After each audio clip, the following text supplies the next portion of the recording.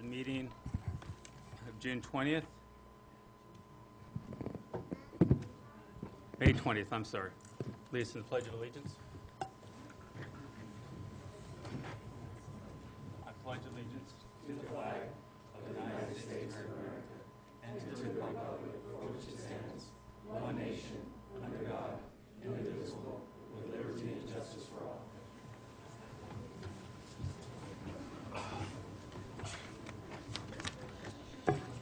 Verification of agenda, or I'm sorry, roll call, please. Councilmember Valdivia. Here. Councilmember Friend. Present. Mayor Velasquez. Here. Councilmember Scatini. Here. Councilmember Gomez. Here. City Manager Quilter. Here. City Attorney Hatig. Interim Chief of Police Reynoso. Here. Thank you. Thank you.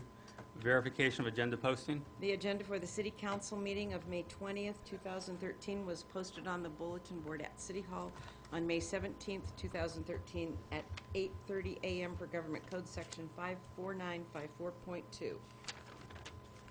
Thank you. Let's move to presentations. Plaque for Dennis Rose. Mr. Mayor, I have a question before that. Are we going to convene in closed session after the city council meeting? Yes, we will. Okay. If that's all right with the Okay, other because council there was members. no report. Okay. Dennis? Mr. Rose and his family are in the audience.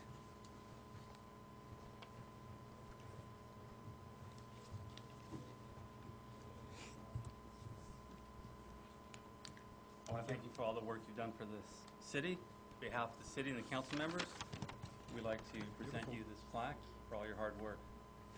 Thank you very much. Thank you.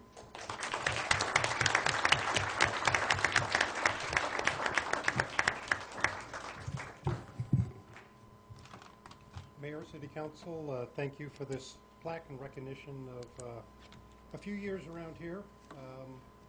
Thank you for your assistance and your predecessors in making it possible for our wastewater treatment plants to get built and upgraded and get us back into compliance with the state. And also want to recognize the ratepayers that have had their rates go up to pay for this, and I assure them that I've done my best to extend their dollars as far as it can be done, and I hope they're proud of their city and what's been accomplished. You have a lot of good employees here, so do your best to treat them well. And again, thank you, and thank you for the honor of being able to serve the community and this city. So, Thank you for all your hard work.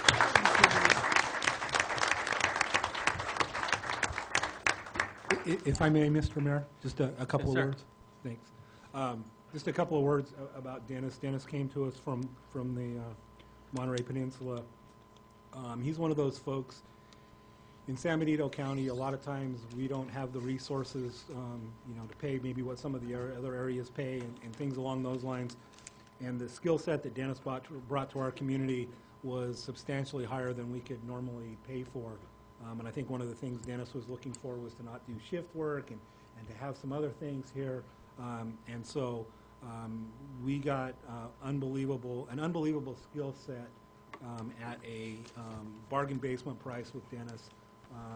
And he's just somebody I've worked with over the years, has an unbelievable amount of integrity.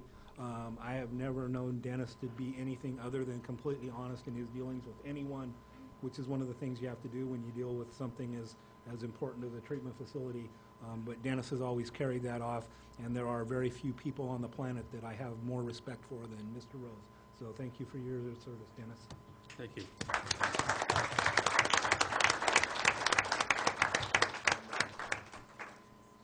We will continue the recognition of the art poster. We're waiting for somebody to come back with some more information that we need, so we'll continue it. For all the students and families, for all the students and families, just hang tight for a few more minutes, and Lisa will be back with the artwork. Thank you. Closed session, there's nothing to report out. We're going to continue the closed session after the meeting tonight. Move on to item A, consent resolutions. Are there any items that want to be, any items pulled? I do. I got A7, A8, A10.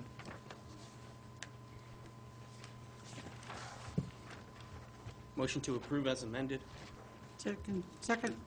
All in favor? Aye. Motion carries. Discuss item A7. You want to speak on this, Clint?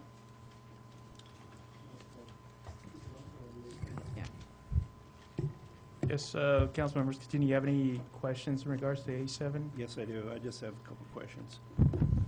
This $15,000 from the Community Correction Partnership, looking at the information, that money can only be used for lap, let's see,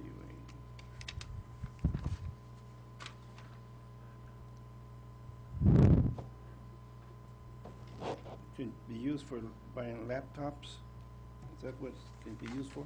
That's what it was used for, yes. That's what it was used for? Yes, that's what it's been our greatest need at the time, and there was no restrictions on that money. It's part of AB 109 money that was shared from the county to the city. Okay, so that money's already spent. No, not all of it. It's scheduled to be purchased to backfill for some laptops that need to be purchased. And what about the software? Uh, It says here laptops and software. Well, laptops are useless without the software that's part of it, yeah. Okay. Thank you for that. And then A8 Well, is, let's vote on A7. Want to make a motion to approve A7? I'll make the motion. Is there a second? Second. All in favor? Aye. All right, motion carries. Move on to A8. Okay, that's $16,600 from JAG. Yes, sir. And that money can be used for the security? Yes, For sir. police, totally 16,000 Yes, for the police department security? yes, sir. Okay. Move to approve. Is there a second? Second. All in favor? All right, Aye. motion carries. And on to A10. A10, Clint can answer this one. On the vehicle, somebody in the audience from the water department? Yeah, Henry's right there. Come on up, Henry.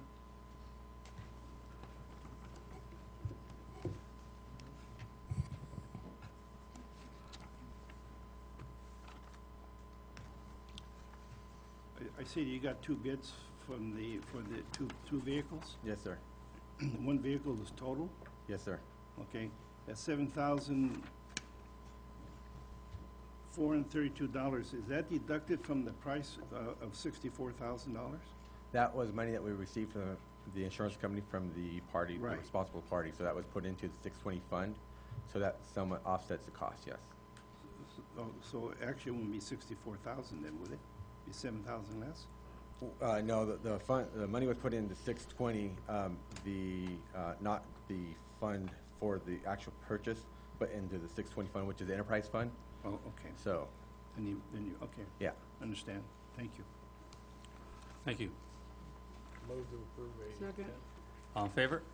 All right. Aye, motion carries. Thank you. Move on to item B1. Motion to approve warrant registers. Is there a second? Second. All in favor? All right. Aye, motion carries.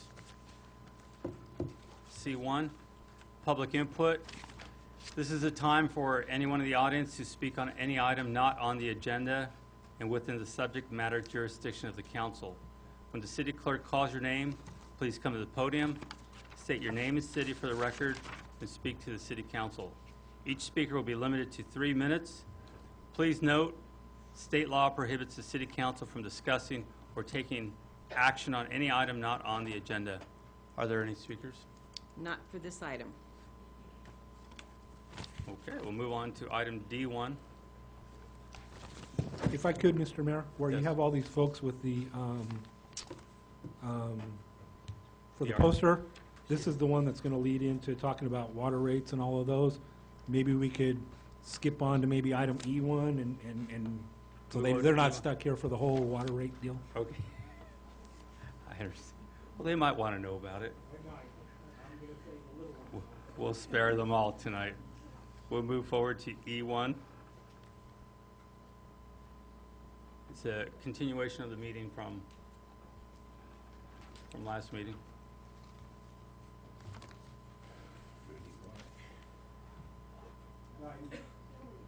Billy? We need Billy.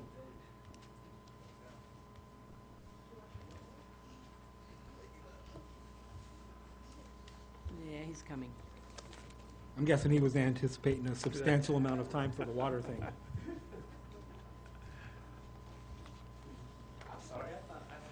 We moved ahead for you, Billy. Just for me? Yes, for Okay, you. well then I'll make it super quick. First off, I'd like to apologize to the council. At the last meeting, we had a public hearing to discuss the planning division fees. One of the key pieces of information that I wanted you to have didn't make it in the packet, and that was absolutely my fault. For a little bit, I was actually blaming Jerry, and it Go turned out ahead. to be not the, and it turned out not to be the case. So, what you should have in this packet is the spreadsheet that's used to actually determine what the new fee schedule is, or the fees, what it looks like, and the current fees, as I believe that was asked by Councilman Gomez, is shown in the more or less the light blue or gray column. The recommended fee, the fee that we would like to have adopted this evening through the resolution and then implemented within 60 days, is the fee that's in the green column. And as I said before, there's a couple fees that don't have 100% cost recovery, and those fees are, in the cases of appeal of the Planning Commission, again, we don't want economic factors to play a part in somebody not appealing a decision by the Planning Commission. And the other one is the home care, large home care facilities for daycare. So those are the two that we suggest having at less than 100% of cost recovery. All the other ones are at 100% cost recovery. And then if you'll remember, I also talked a little bit about the administration costs that's associated with CEQA documents and having a sliding schedule there. So that it would be, the admin fee would be 15% on consultant contracts that are up to $75,000. From $75,000 to $100,000, we would reduce our admin cost to 10%, and then 5% on all the costs over $100,000. So again, just a way to try to minimize the cost that developers are having to see when going through the CEQA process. Again, if I note that or notice that these aren't covering the costs of our time and review, I will certainly come back. And I think we've also talked about how we're going to move forward with doing fee schedules in the future. As you know, these fees were adopted in 2010. So it's been 3 years. It's a pretty modest increase, about 3%. What I would intend to do next year, around the same time, is I will provide you a report about what the actual increase of our costs are for doing the business, and then the council would have can tell me whether or not they want me to go ahead and go through the process of noticing the public hearing and going through the whole fee study to adopt new fees on an annual basis. So with that, if there's any questions, I'd be more than happy to answer them. If not, staff recommends opening or did we close the public hearing? No. No, it's Okay, gonna we're going to open the public hearing, receive any comments, and adopt the resolution. Again, once the adoption of the resolution takes place, the fees don't actually get implemented for 60 days. So. Thank you. Are there any questions from council? No, but thank you, Billy, for bringing us the And again, I updated information. completely apologize. It was my fault. Thank you for the updated information. It's much clearer. Is there any open to the I public? have no speakers cards. Oh, I'm sorry, that's right, you have to open the public hearing. There's no speakers? Okay, then this time we'll close public hearing. I'll move that we adopt resolution 2013-65. Second? Second. All in favor? Aye. Aye. Motion carries. Thank you very much. We'll go on to E2. Now, if we could, Mr. Mayor, could we go back to item start of the meeting? We'll go back to the beginning of the meeting. I think, We have the presentations, yes. presentation, And if you think you're confused, we are. recognition.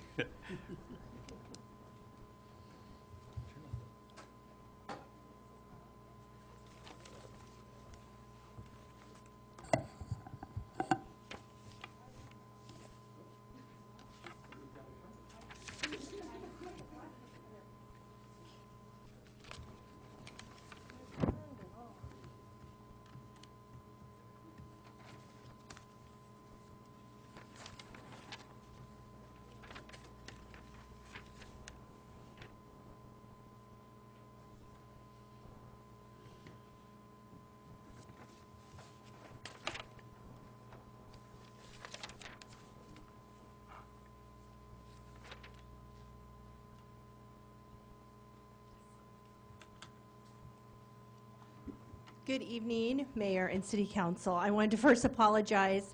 I had a thumb drive that was not behaving, so I had to run back to my office. I'm really sorry because I know a lot of the students and parents and teachers came tonight. So again, I apologize for that, but I wanted to tell you that this evening we are here to recognize the 2013 Recycling Art Poster Contest winners. And we had over 40 applicants submit a poster.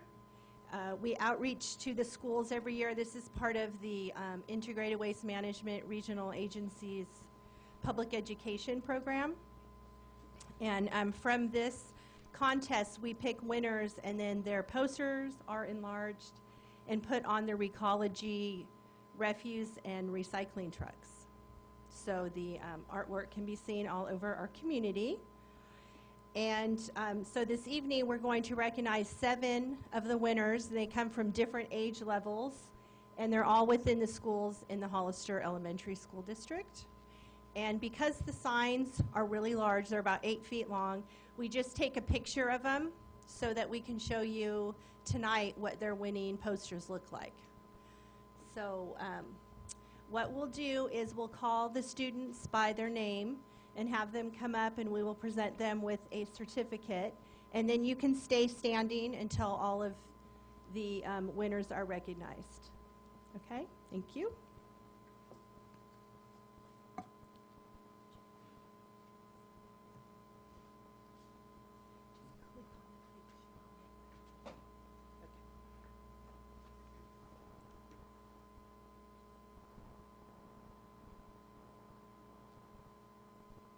Okay, so first,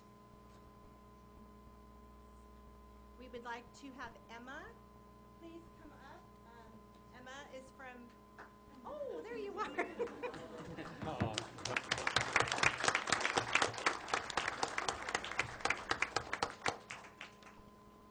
go, Emma. Thank you. Here, I'm going to help you, and you can stand.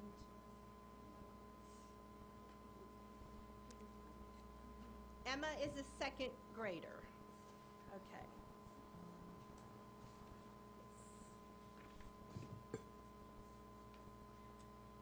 Okay, and our next winner is William Sachu.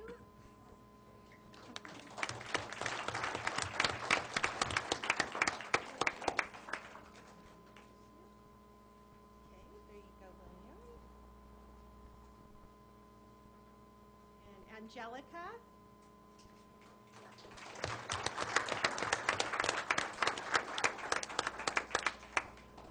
Okay, well, unfortunately, Angelica is not here. Sarahi.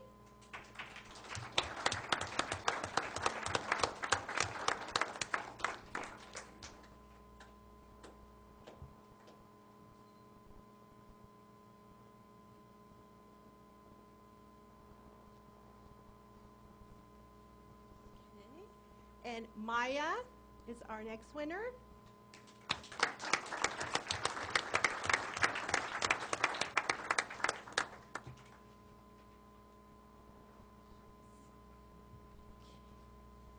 And Katie.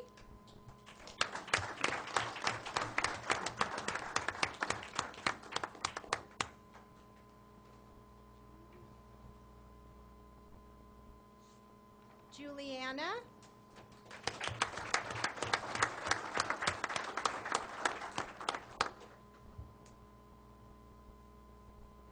Okay, these are our winners from the 2013 poster contest. And again, you will be seeing their great artwork on the Recology recycling and solid waste recycling trucks in San Benito County. And they did a great job, so we wanted to thank these students, the teachers, and the principals who every year have been supporting this program and encouraging the students to participate. So we thank you very much.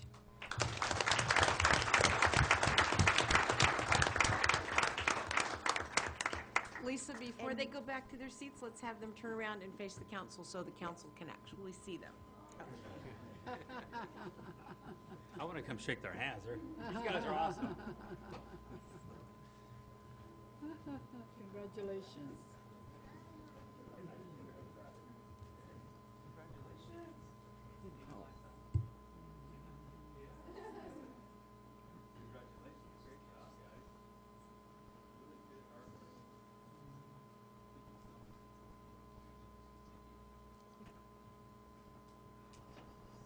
Thank you. Okay, so this concludes the presentation. Again, thank you, students and parents, for coming this evening.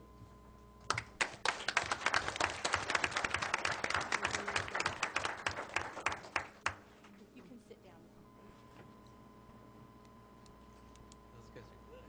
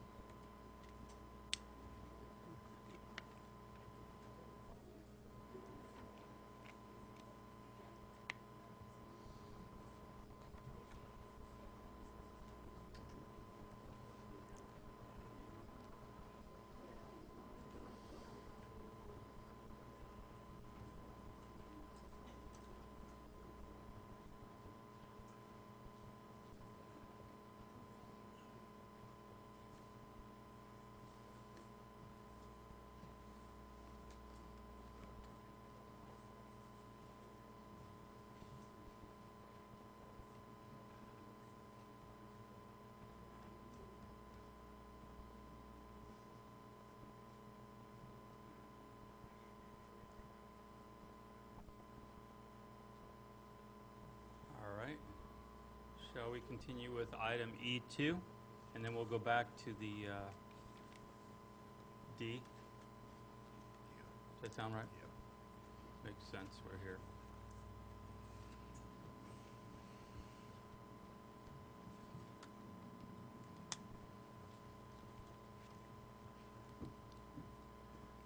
Mayor and Council, Resolution 2013-66 is before you. This resolution will authorize the city to hire a contractor to abate weeds on the identified properties to comply with the city ordinances. On April 1st, the Resolution 2013-61 declared weeds as a hazard and adopted. We sent the notice to destroy those weeds to all property owners on April the 3rd. This letter gave the property owners until May 10th to abate the weeds. We then re-inspected those properties to identify any remaining hazards. Any costs will be recorded and liens will be placed on those properties. Staff is recommending to conduct a public hearing to receive comments and adopt this resolution, 2013-66. Thank you. Are there any I got a question. questions from the council? Yeah, I do. Yes, go ahead. How many, when you went back on the 10th, how many that didn't comply with? We had about 30 properties, and those properties are right now, I have them placed in color red on my copy. They are now being done as we gave them another 10 days to bring it to you on council. So during that 10 days, some of those properties have been done. Great. Good. So it shouldn't be too many, and some of those properties, the contractor has, commitments from the property owners to do them himself under his own contract. So he waits to come down and do all of them at one time. So some of those are maybe his contract already to do. All right. So. Excellent. Any other questions from council? And we'll open this up to the public hearing. Are there any speakers? Okay, we will close public hearing. I move to adopt resolution Second. 2013-66. Okay. It's first and second. All in favor? Aye. All right. Motion carries. Thank you. Thank you. Let's move back to item D1. Update on the water. There you are.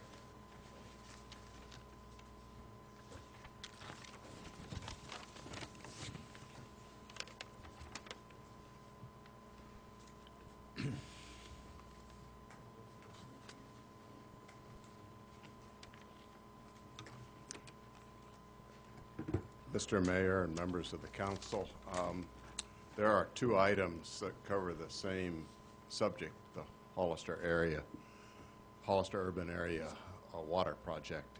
What I'd like to do is take a minute and give you some history that I think most of you are familiar with, but it bears repeating for you and for members of the audience. In 2004, the water agencies in the urban area agreed that there had to be a formal master plan for water development throughout the urban area.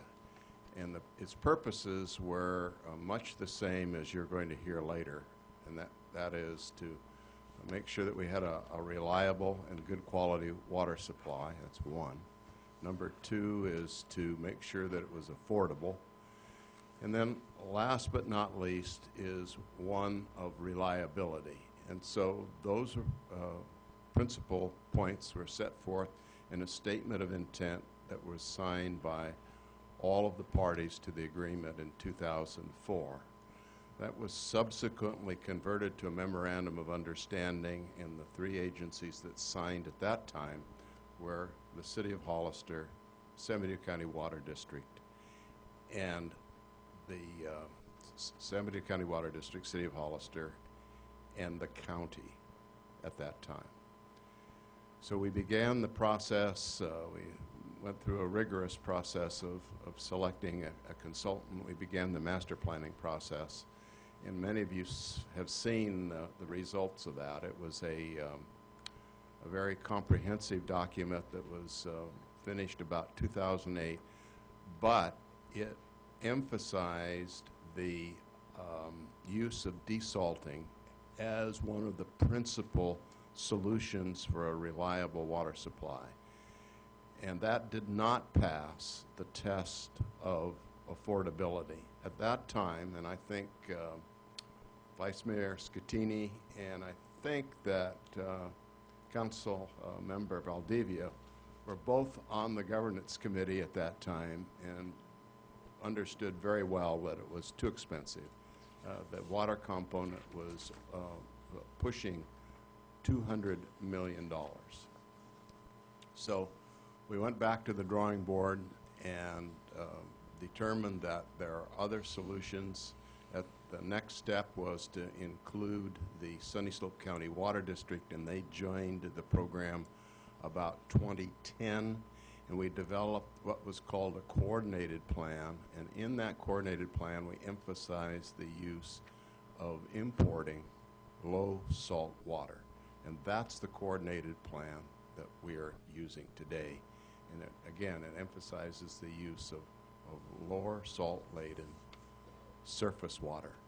And the price of the project declined steadily over that period of time for a variety of reasons, cost-cutting measures, improved technology, and so on. So that what you have before you tonight is you'll see later, is a project that is based upon a capital cost of roughly $30 million. So we went from 200 to 100 to half that amount to $30 million.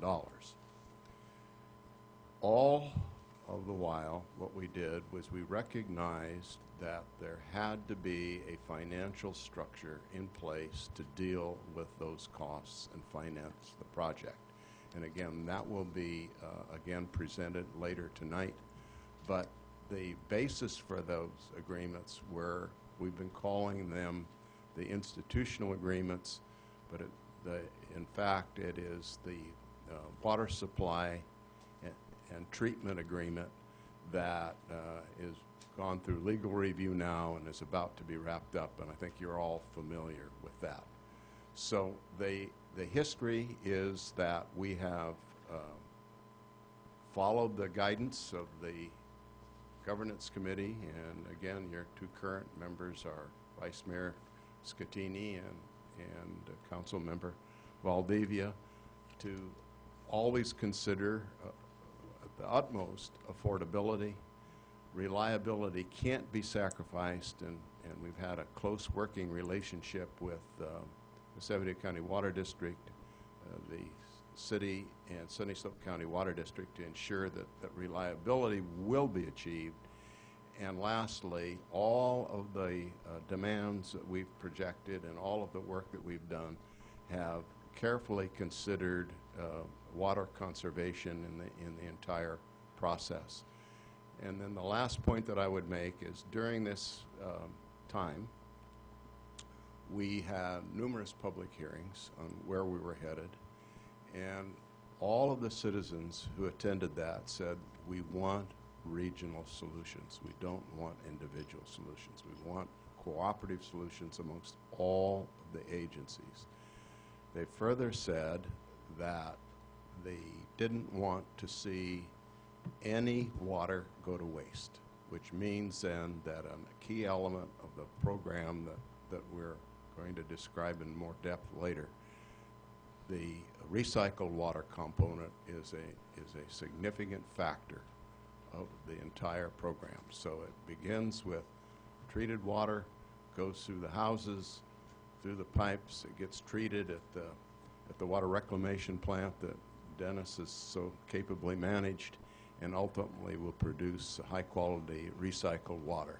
So that's the history. I know that most of you have heard it. I think all that you, Mr. Mayor, have sat on the governance committee at one time or another. And the next part of the presentation will be an amplification of the financing components of that. So I'm here to answer any questions or amplify as you require. Are there any questions? We may have questions after the second. Sure, I'll be in the front row. Okay. So we'll move on to item D2.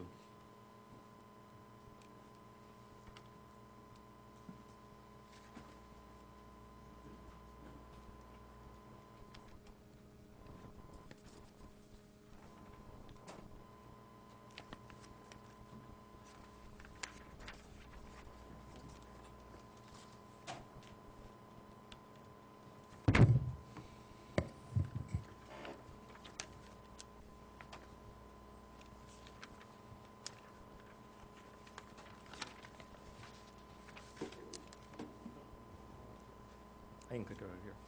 Honorary Mayor, City Council, staff, and citizens of Hollister, I'd like to present Raftell's Financial Consultants' current update on the water rates and the costs associated with the Hollister water project. My introduction is to first introduce the rate-setting principles. How do we conduct rate studies, the 3 steps associated with that. Talk about going into details about the financial plan that we developed, associated with operating and maintenance costs, that's O&M, the acronym associated with that, projections out over the next 6 years, capital improvement plans, that's CIP, that's the acronym for associated with that, associated with the cities and also with the bigger picture with the Hollister system and with San Benito, the debt service associated with that and options associated with debt financing, and then looking at different scenarios that we have that we want to present to you and get feedback from you. Also, we want to talk a little bit about rate designs and goals and objectives associated with that. I'll be coming back on June 3rd. So this is a part 1 of a part 2 presentation. So just want to make sure you understand that. So I want to talk a little bit about how do we conduct rate studies and what are the 3 steps associated with that. The first step associated with a rate study is developing the financial plan. The financial plan is basically determining how much cash do you need on an annual basis to run your system, the water enterprise. In some sense, you can think of the Water Enterprise Fund as your own individual situation where you have a mortgage payment, you may have a car payment, you may have some other obligations. So the question you have to ask is how much money do I need to make on a monthly basis or an annual basis to pay for all of these different costs. So we do the same exercise, very similar to water, where we look at operating costs, we project that out. We look at capital improvement. Water is highly capital intensive. We look at the capital associated with that, how we're going to fund that. As you can see down below, I talk a little bit about the mixture of financing that. Do you want to do cash funding or debt funding? If you do debt funding, it tends to be more equitable in the sense that that cost gets spreads out to 20 or 30 years, depending on the debt funding mechanisms associated with it. It does help sometimes with rate stability, but it is more expensive in the long run, and you'll soon see that in a second. Cash, of course, is much cheaper in the long run. but it may have some potential rate instability. So the first step, as I mentioned, is to develop the financial plan and determine how much cash we need on an annual basis. The second step is something we call cost of service. That's a terminology that we use in the industry, where we basically develop the justification for the rates. We look at your costs and we look at the drivers associated with that, and then we develop a rate structure that mimics those drivers. The reason why we want to do that, and the drivers we call it a nexus requirement, you may hear that in other presentations that you've heard, is twofold. One is because of Proposition 218, which requires it. There's also Government Code Section 54999. It's also good rate setting principles so that you know your rates are equitable and fair among your customer base. Typically what we like to do is get the water rate components, the different costs associated with water, and justify the tiers associated with that. This I'm going to be presenting on June 3rd. So today I'm just talking about the financial plan, but I just want to make sure you understand that this is the first part of a two-part process. The third part is the rate design, and this is sort of the rate structure, and this is where we want to ask ourselves, what do we want to achieve with the rate structure? Some of the kind of goals and objectives you may think about: revenue stability, conservation, affordability.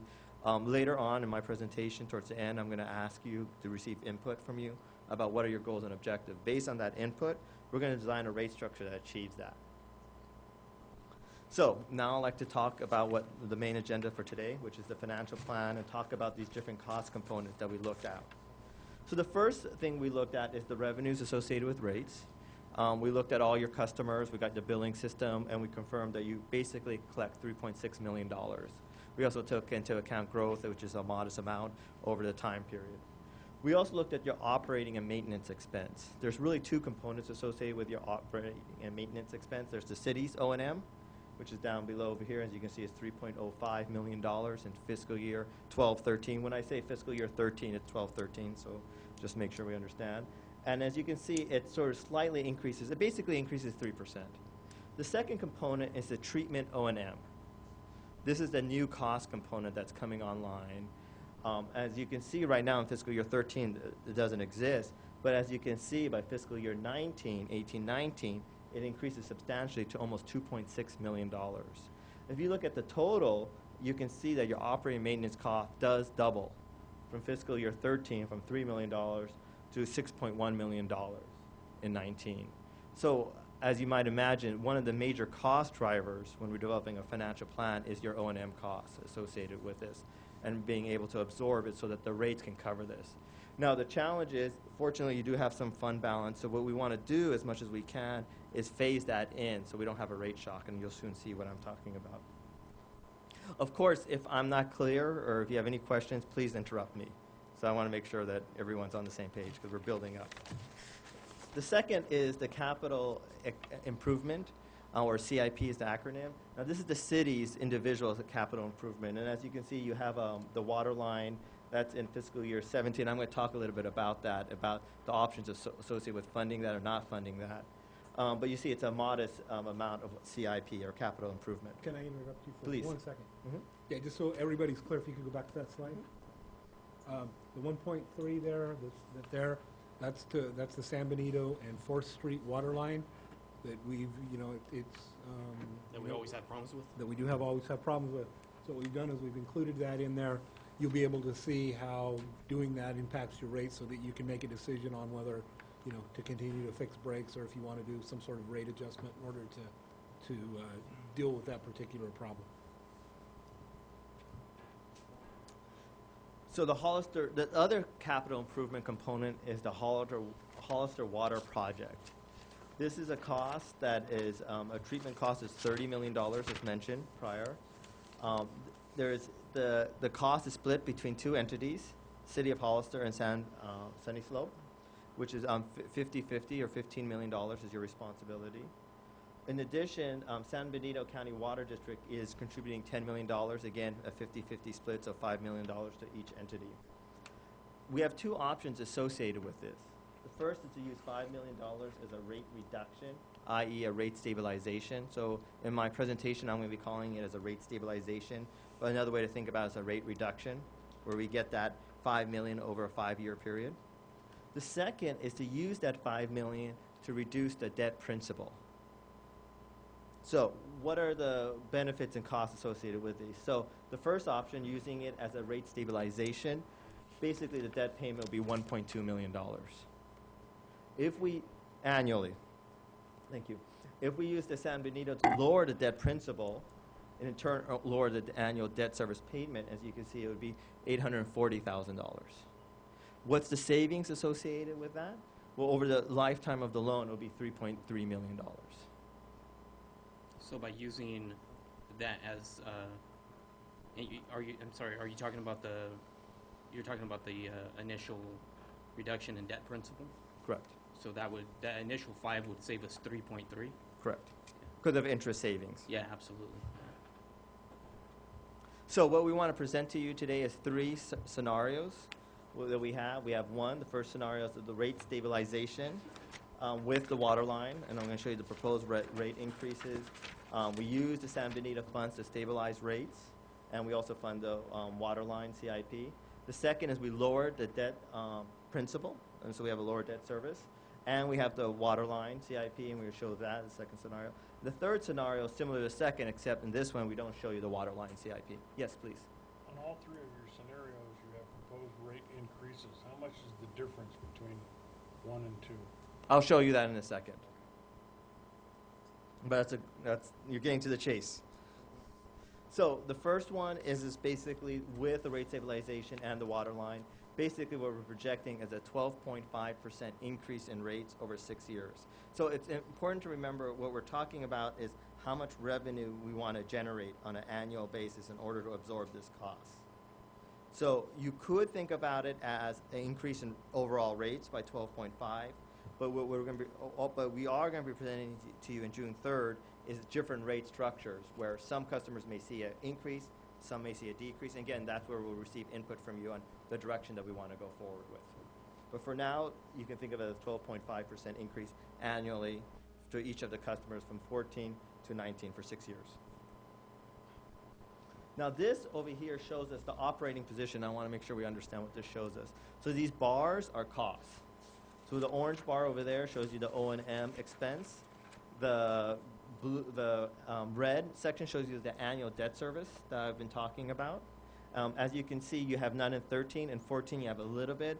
And then basically the full amount comes in 15. There's 2 debt services associated with it. So the full payment comes in 15. You can see that red section over there. The red line over there also shows you basically the revenues under your current rates with the rate stabilization fund that's coming in from San Benito. The green line shows you with the 12% increase.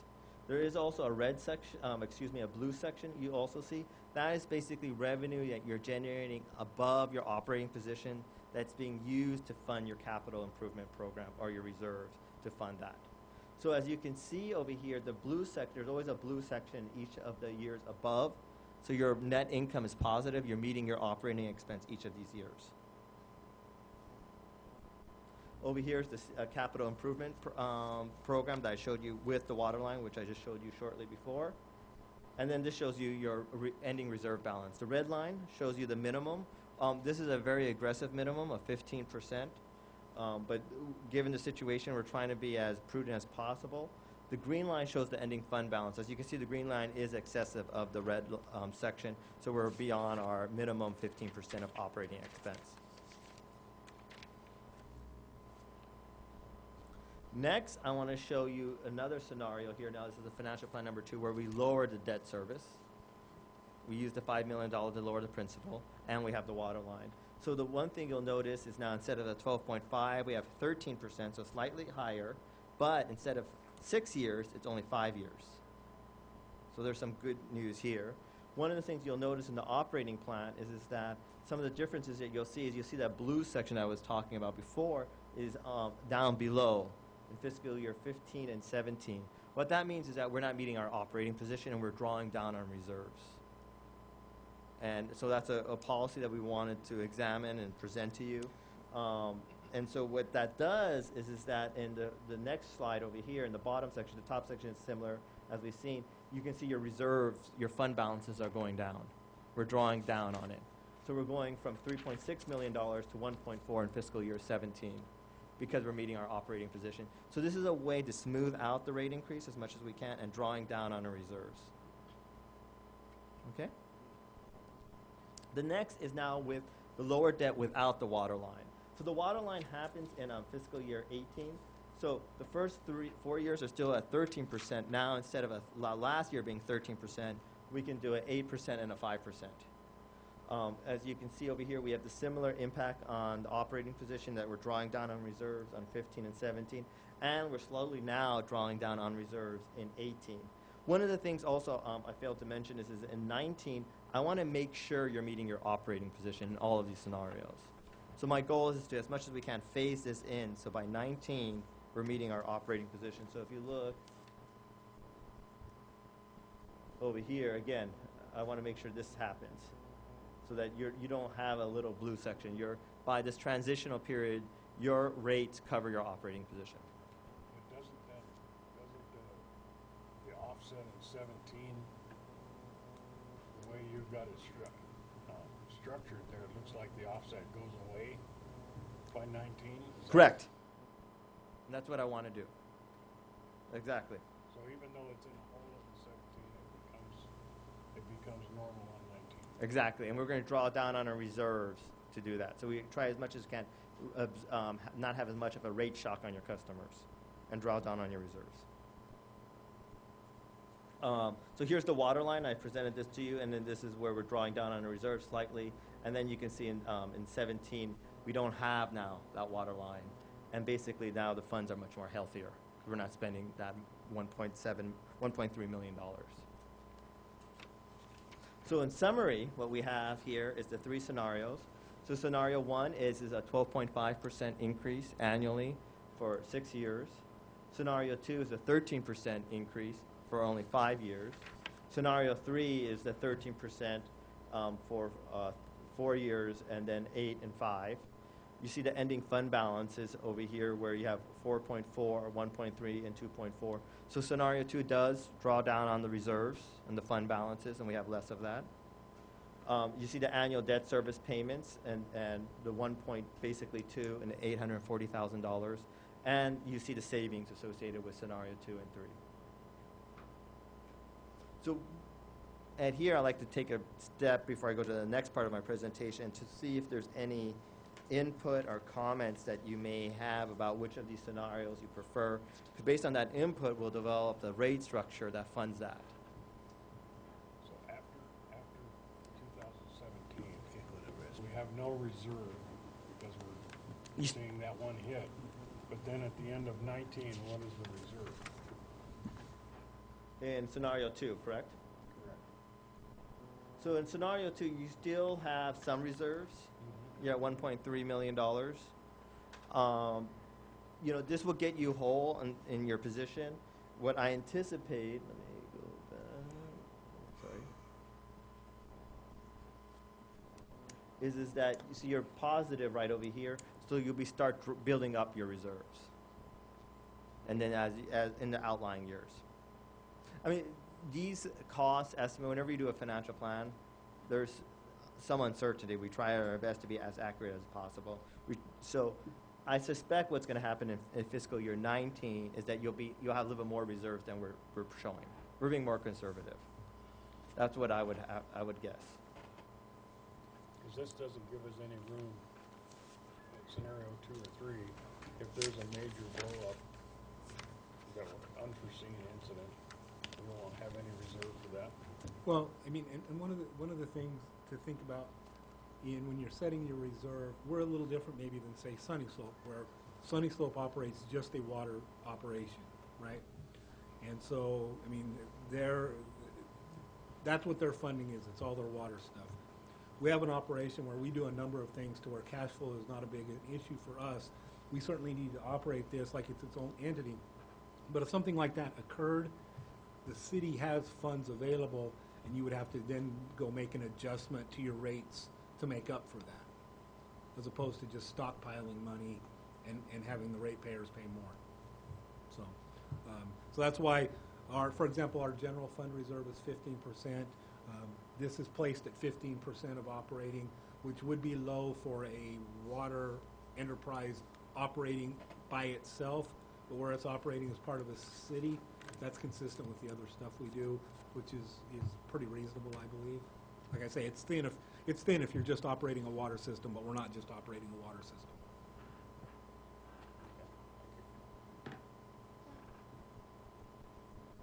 So, any other questions or comments? I just want to add one thing. One of the reasons we put the 3 scenarios up there, because quite frankly, we are recommending either scenario 2 or 3, right?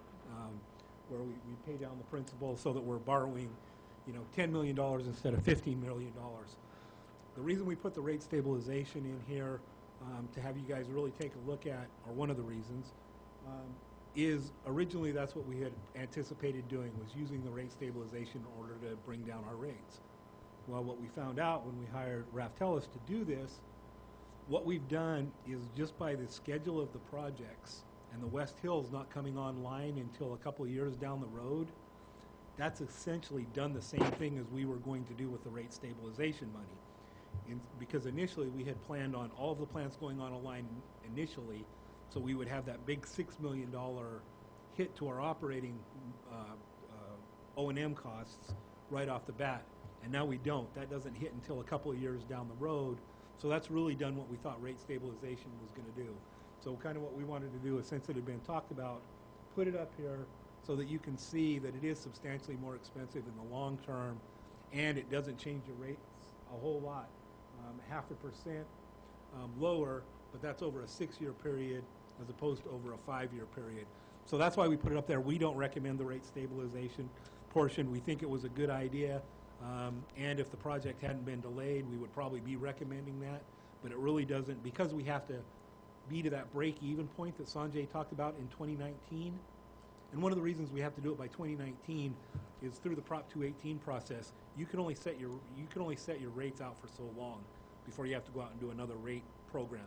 So you can't say we're going to adopt rates for the next 20 years. That's never going to stand up. So you adopt it for that. It's 5 years, but if you do it right, you can get 6 years in there, depending on when you do it. And so we need to have our operating costs, our debt service, all of that. We need to not be operating at any deficit in 2019. And so that's what we've done. And that's why using it as rate stabilization didn't help, because we need to get to that place at 2019, no matter what we do early on. And really all the rate stabilization does, is it takes all that money and it lets you have it sit there in your balance, but it makes it so you pay $3.3 million more in interest cost over the life of the loans. So anyway, I just wanted to point out why they're there. We strongly recommend that we go with scenarios 2 or 3. Either one of those is fine. But since we had talked about rate stabilization so much, we wanted it up there. Sunny Slope, I believe, is going to use their funds for rate stabilization. They have a different deal. They have existing bonded indebtedness that requires them to do coverages, which would make their increases very high in the front end if they didn't use rate stabilization. But it doesn't work out that way for us. So I just wanted to add that. And, scenario 3 could be potentially reevaluated later. I mean, we're not talking about any action today from City Council, but if down the road, if scenario 2 was hypothetically adopted, you could decide what to do in that line. You can always do something less, similar to what you did on your sewer.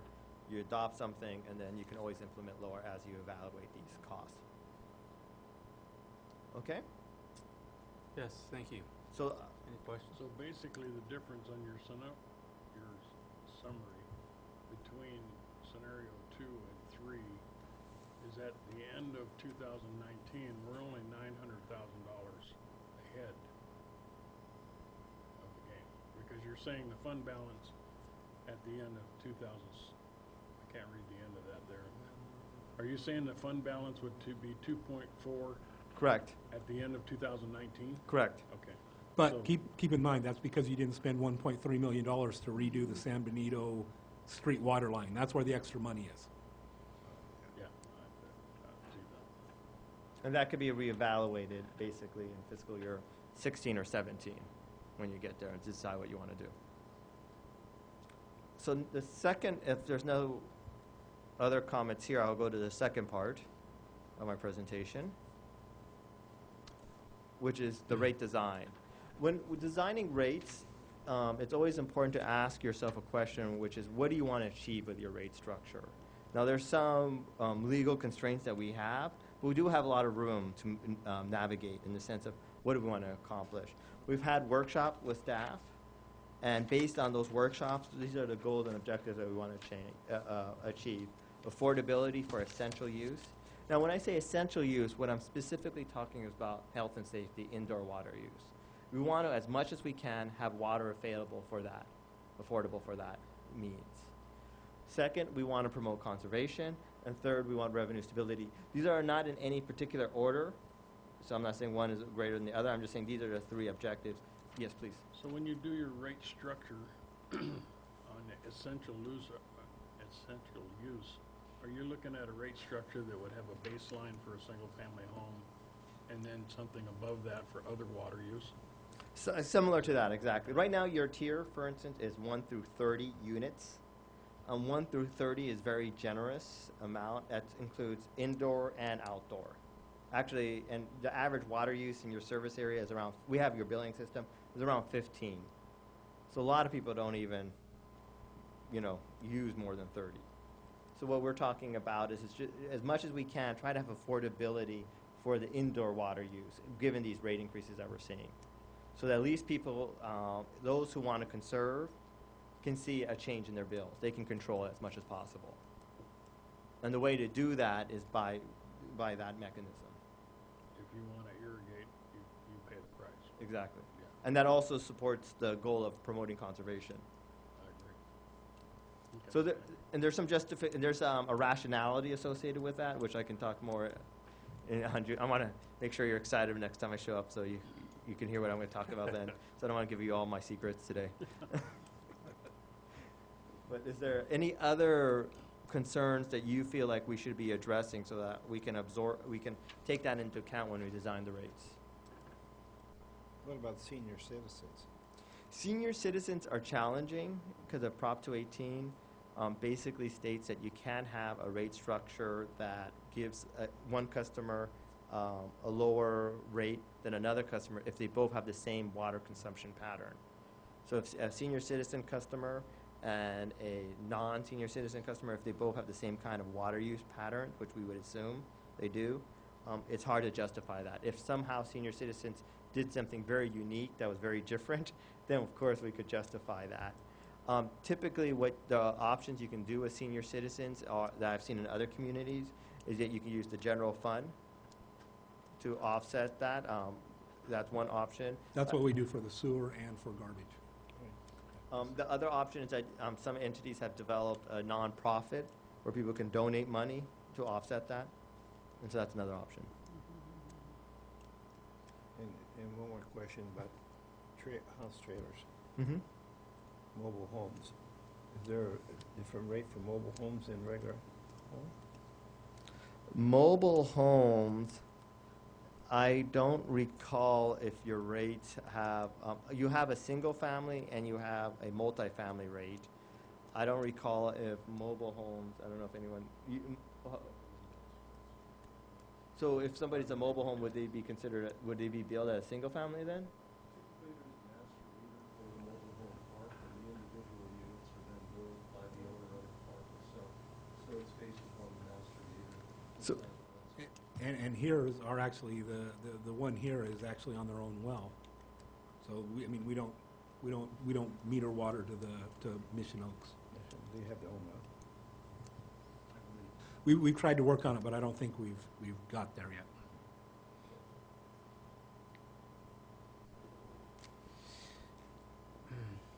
The average, you were saying the average is about 15 units. mm-hmm. Do we kind of have an idea of what seniors use? Is it less than the 15 units, or is there a... The problem is I don't know who's a senior. Right. So I have the customer information. I don't know who's not. I mean, usually the challenge is that you have some senior citizens, of course, who are very conscious about their water use because they want to control their bill. So those individuals use a lot less. And then you most likely have some other ones who maybe want to have a nice garden or whatever. So it's hard. We don't know, unfortunately. Okay, thank you. Is there any other questions from council? Thank you. Is there public? Did Did you get what you asked for direction? Did you hear the direction? I'm looking at Clint. Clint says yes. Yeah, I think So- we're good. Yeah, yeah, we'll bring back, quite frankly, he's done a lot of the work, and having those three components be important kind of gets us where we need to go. Yeah. Mr. Mayor, I only have one speaker's card from Marty Richmond. All right, thank you.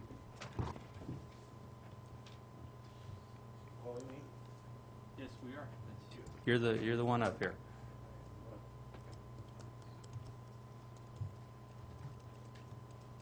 Thanks. Marty Just Richmond wanna get- from Hollister. I see this entire project's been tough on my buddy Harry Bloom. Every time I see him, he's got a different repair going on there. So Harry will be happy to get through with this because he's running out of parts like that movie, Little Big Man. I have several questions on this. First of all, just a comment. I've come up here often, and under any senior plan you have, I qualify. But I don't think we should be granting blanket reductions to senior people. I think that's a mistake. We have a lot of seniors that are very well heeled, and they're doing just fine economically. Doesn't make any sense. I've always supported helping out the seniors who qualify for low income. We have a program for that. I believe that's our trash program. Not every senior, and that's our other program. And if we have a senior program for water, I think we should do the same. We should keep it to people who qualify under the PG&E low-income qualification plan. I do have some questions on this that have me a little confused. And I'll sit down and take the answers from the seat. One is, under one of those scenarios, it makes no difference which one, one perhaps, was 12.5% a year for 5 years. Is that a compound 12.5% a year for 5 years? So at the end of 5 years, what is the total percentage that the bill is going to go up? 102%. Thank you. Thanks for being prepared with that. I don't think that's right. Oh, I don't think, would 102 be right? 5 years, yeah, 102. I think 6 years, 102%. I think we ought to stop trying to fool the public with these what I call sucker rates. Oh, it's only going up 12.5% a year, and they don't realize that it's a compound rate, and they're going to wind up in 5 years with a double the bill, 100%, depending on where the tier system works out, obviously, and I don't have any idea where that tier system should be. I also, for my particular home, that tier should be very high because I'm the one who got stuck with those really bad 1.6 gallon toilets that don't flush. You have to flush them 27 times. I think we ought to let the government pay for the difference. And I'm sure I'm not the only one. I'm also concerned that there's a number of people on Sunny Slope Water who live in the city. I happen to be one of them. And I'm going to have to go to a separate meeting to find out. And I think under the purview of the council, who's supposed to be taking care of people who live in the city, it's important that you understand how the Sunny Slope water rates are going to impact the people who live in the city and are on Sunny Slope Water. I understand the political problem of they're their own water and we're our own water, and they have a different obligations and we have different obligations. And I'll wrap up.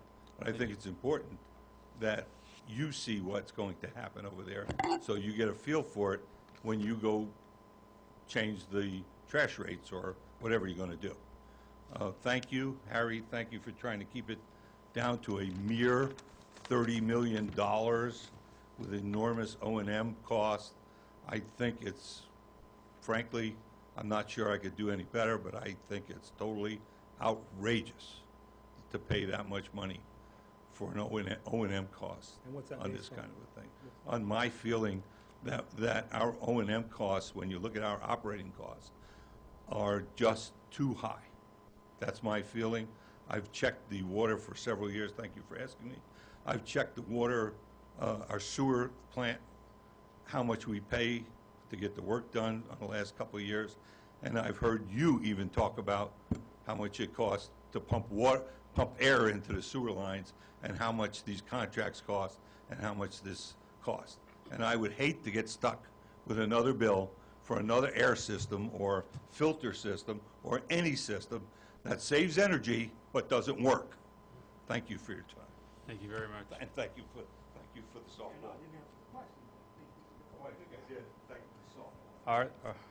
Are there any other speakers?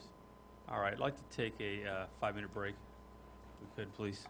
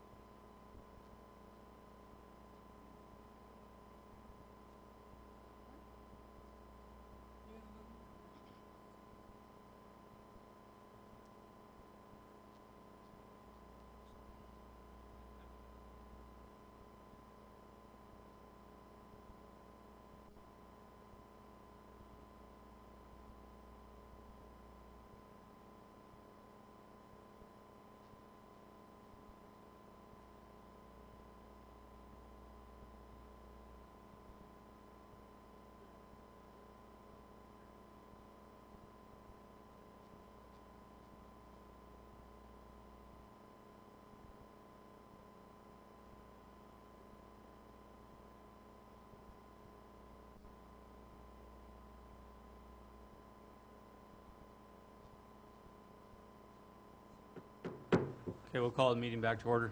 Thank you. We'll move on to, let's see here. We'll move to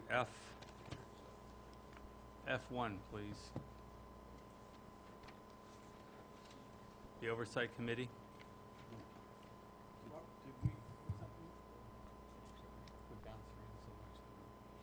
just wanted to make sure that we gave the direction that they wanted. Well, just real quickly, what we're going to do is we're going to come back, we're going to go with scenario number 2 which includes the water line, right? And then if you guys decide down the road that you don't want to do the water line, you can just reduce the rate the last couple of years, right? Because it was the same for the first 4 years.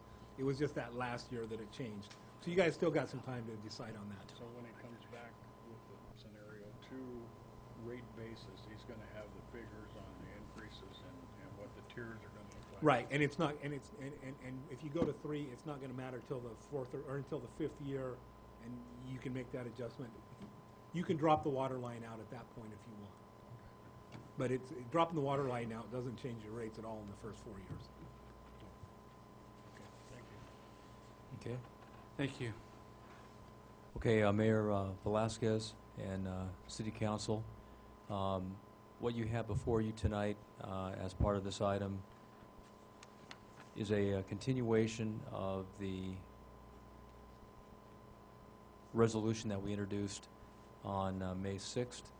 This is number 2013-67. It's a resolution of the City Council, the City of Hollister, establishing a Citizens Oversight Committee for the expenditure of Measure E transactions, sales, and use tax funds. As you know, I gave you somewhat of a dissertation the last time around, so I'm going to try not to repeat any of the material, or if you will, any of the information that I provided to you the last time around, but just cover some of the key points. One being obviously the adoption of Measure E on November 6th, and pursuant to the codification of Ordinance 1085, that directed in turn an independent oversight for the purposes of providing an oversight committee to annually review and report on the sale and expenditure, if you will, the expenditure of the Measure E sales tax funds. So as you know, we discussed the matter during the May 6th agenda item, and U.S. Counsel provided direction back to staff to make several amendments. So the document that you have before you now reflects the following.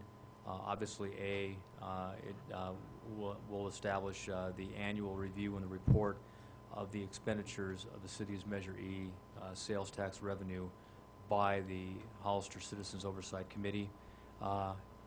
With the revisions that you requested during the last meeting, the committee shall now consist of 8 members of the city who are registered voters of the city of Hollister, in accordance with the following. 1 member shall be appointed by each of you as council members, and also to include the mayor. The 1 member shall be appointed by the Hollister Downtown Association. 1 member shall be appointed by the San Benito County Chamber of Commerce, and then the 8th member shall be appointed by the San Benito County Business Council.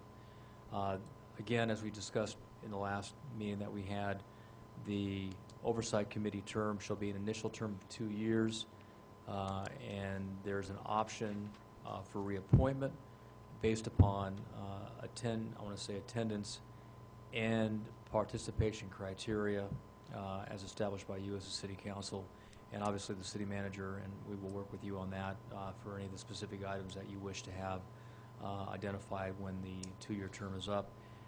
The responsibilities as amended based upon what you discussed and requested and directed as council. The Oversight Committee shall meet quarterly. The committee may make a 6-month report as it sees fit, with no less than 1 report provided to you annually.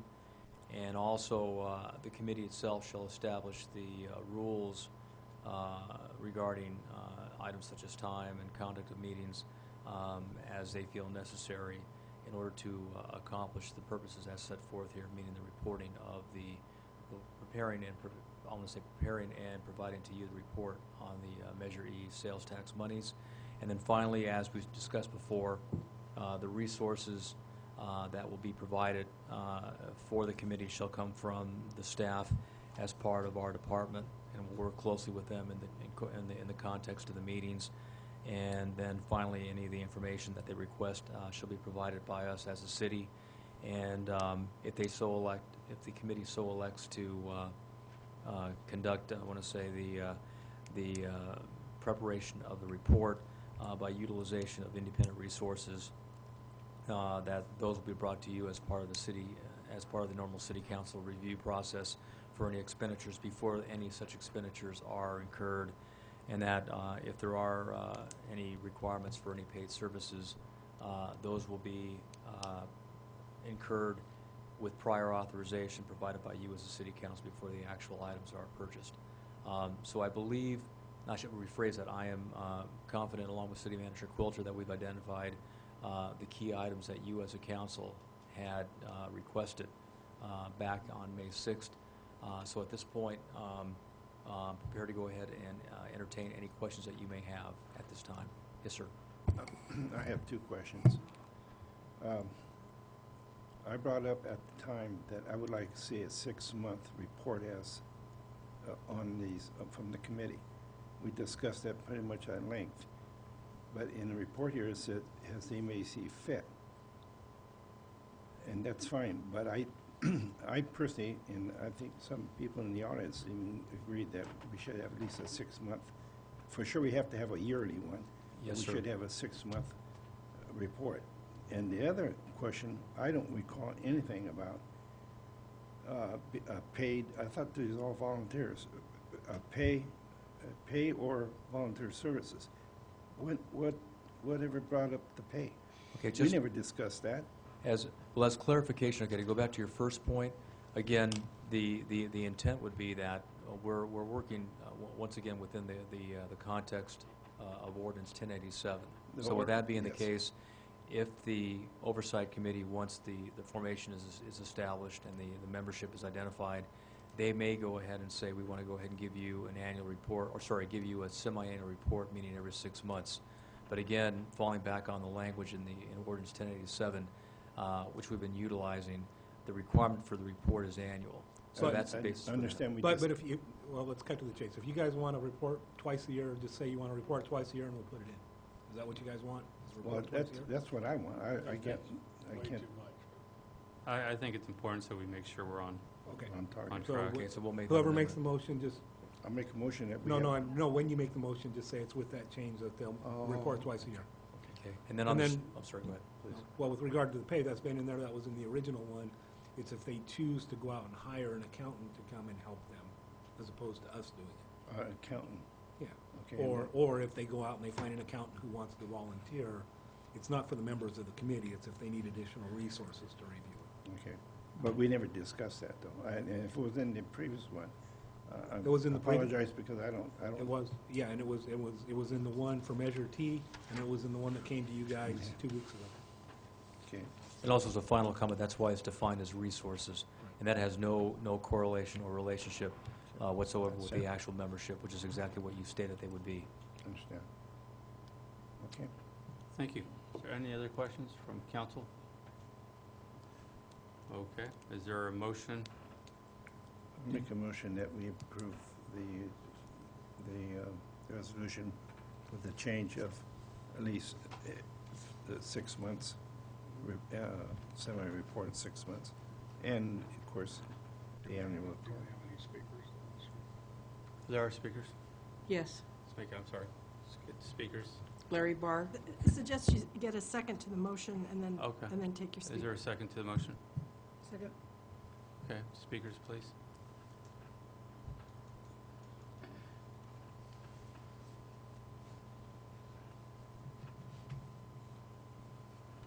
Good evening, Mr. Mayor, Vice Mayor, councilmen and women. Many of you know that I've been pretty active about talking about Measure T and Measure E. And I'm very thankful that you've entertained the thought of the San Benito County Business Council be allowed to help appoint one of these members to this oversight committee. I was a little bit disappointed in that the way it's written, it didn't allow me to be on that oversight committee. I work in the county. I live in the county, but I spend my tax dollars here. So I'd like you to consider, that's one option. Somebody that's interested within the county that's paying these same taxes, didn't get to vote on it, that they be allowed to be on the Oversight Committee, or, as with many of the people on the Business Council, they have businesses within the city but live within the county. The way it's written now, it excludes them.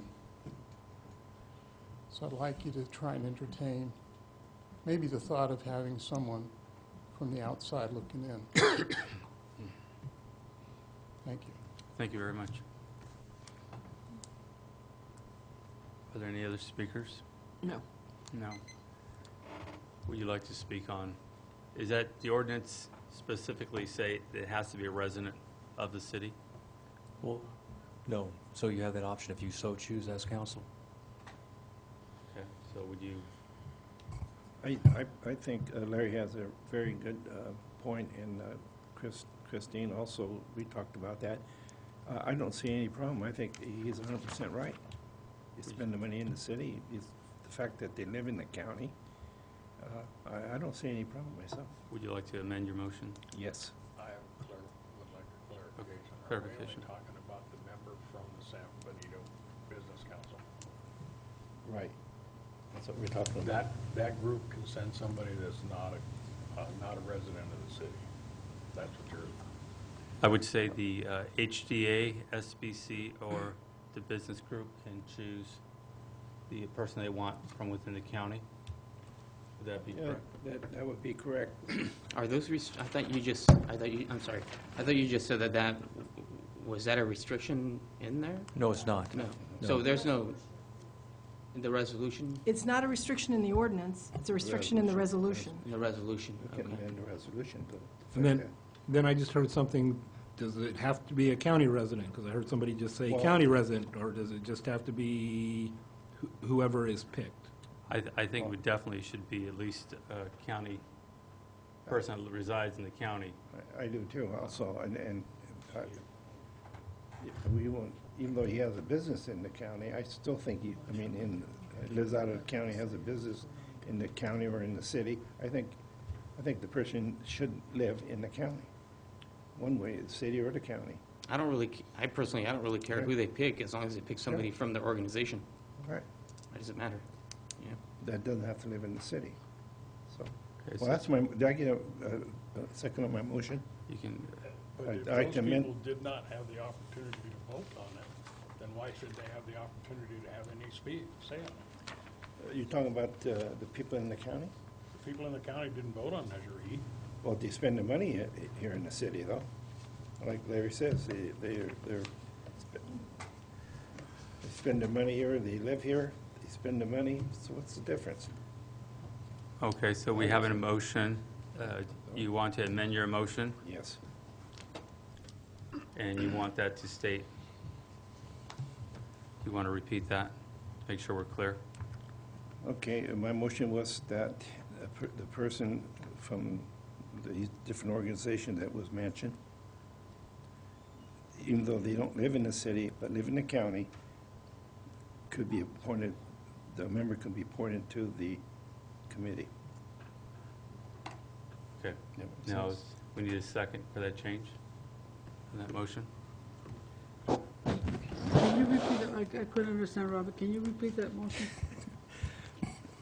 My motion is that a person that doesn't live in the city, lives in the county, that belongs to these organizations, the Business Council and the Chamber, could be appointed to this committee. Yeah, because it's going to be, we're going to, for conversation's sake, we're going to approve one person from our districts, and there's going to be, what, 2 or 3 from the different entities? Right. HDA will have a choice of a person, the Chamber will have a choice, and the Business Council. Those three can choose a member even if they don't live in the city, as long as they're a county resident.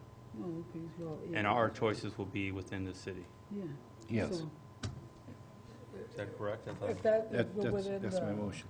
I'm not sure what Robbie was, I know it was Is it San already in Benito there? Council, Business Council was asking for that. Okay. I didn't know HDA was, and I didn't know. So if they're in the list, or, you know, if they want to appoint somebody who's not, doesn't live in the city, I mean, that would be fine, no?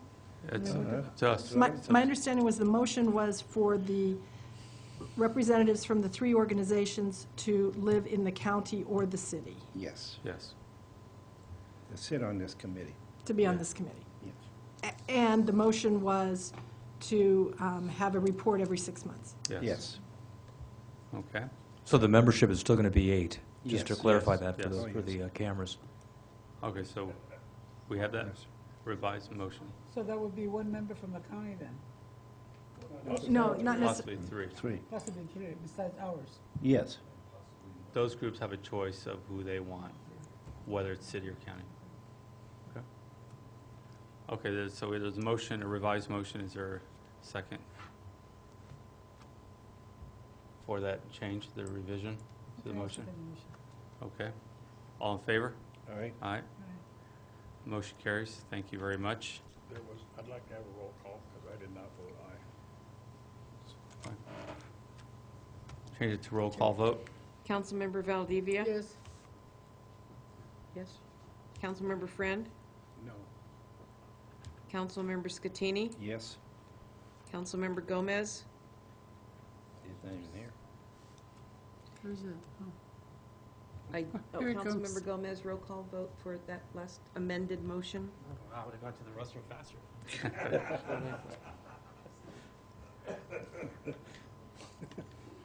I didn't hear the motion.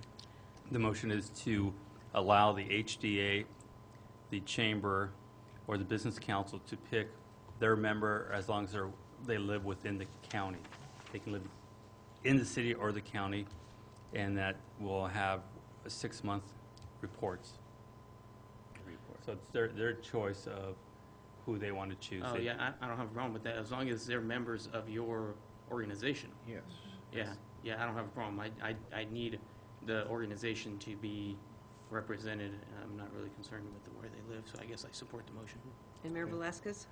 Yes. Thank you. Okay. Motion carries. Thank you very much. Great, thank you very, very much.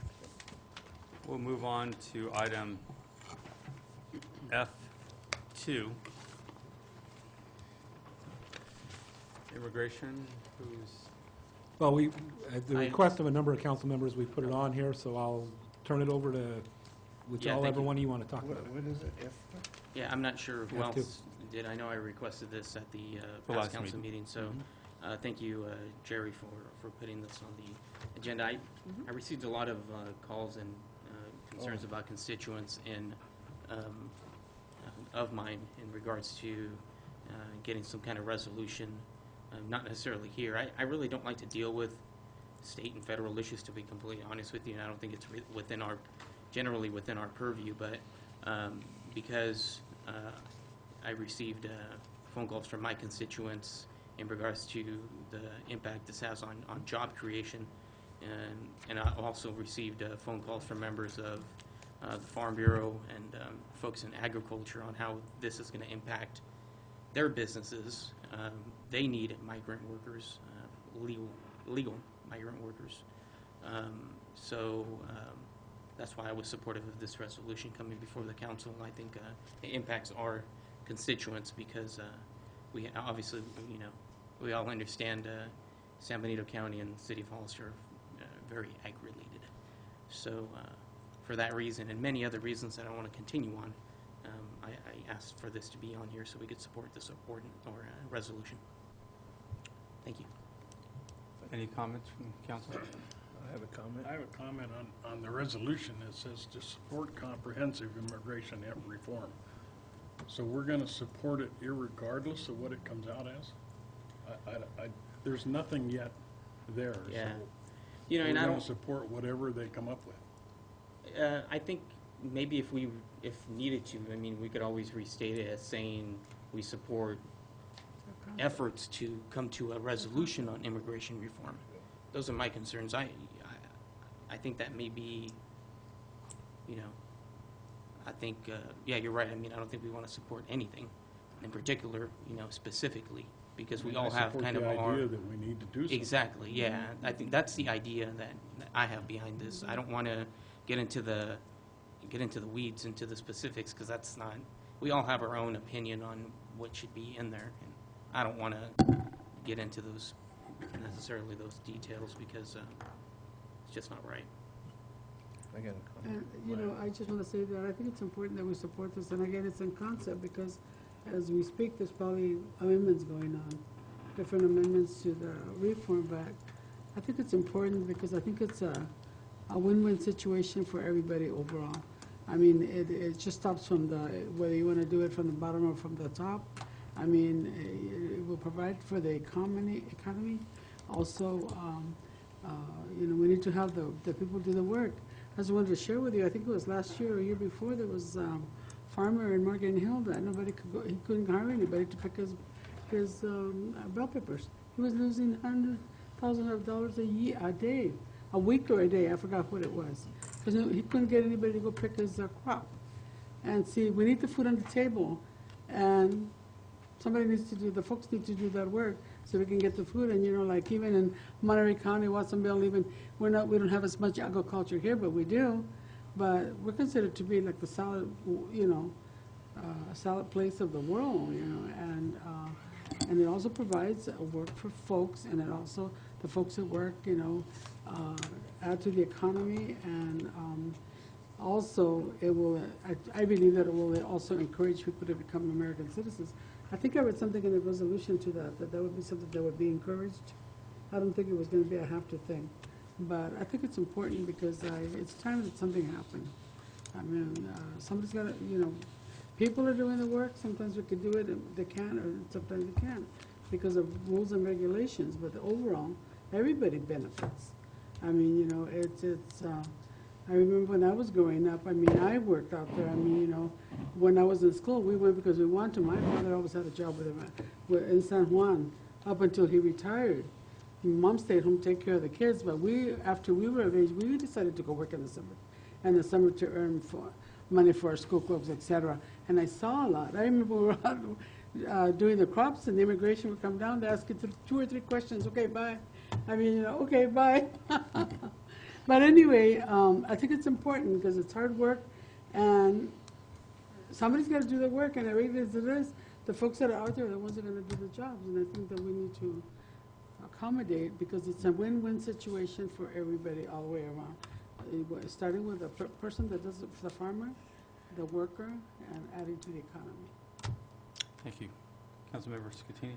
Yeah, I did too, get a lot of calls, and I attend the Board of Supervisors meeting, and they approved a resolution similar to this. And I really think that it's going to happen sooner or later, and I believe in it. I think we should give these people an opportunity to be citizens of the United States. I think that we should look into it, and I agree with Pauline and Victor both. So I support it big time. Yeah, I like one part of the ordinance where it states that, you know, this is an issue of mine because my wife worked at the jail for a while, and we had a lot of issues with criminal immigrants, you know, and, you know, there's part of the resolution that states that, you know, that part of the immigration reform has to include border law enforcement against criminals, drug cartels, and other folks that shouldn't be here. So I like that part. Definitely like that part about the ordinance because it's something that we don't need. We need folks here to do the work that maybe others don't. And then there's other highly qualified people outside of our nation that have an education to come here and contribute to our society. So anyway, I just wanted to read that. I think my view on this issue has been it's gone on long enough. Federal government has done nothing but create a bigger problem for states and communities, and although they know the problem exists, they've created it and they let it exist for their own reasons. At the end of the day, all politics are local, and we suffer by not having a way to make sure that people that are here to work hard and do their part are not allowed to do it. Wink, wink. but they can do it on the side. So what we want to do is make sure that the federal government understands that it's time to stand up and have a backbone and do something, do it right. How that turns out, I don't know at this point, but I think it's time that we show that it's something that does need to be addressed. And with that, I think we have a speaker card. I have two. Marty Richmond.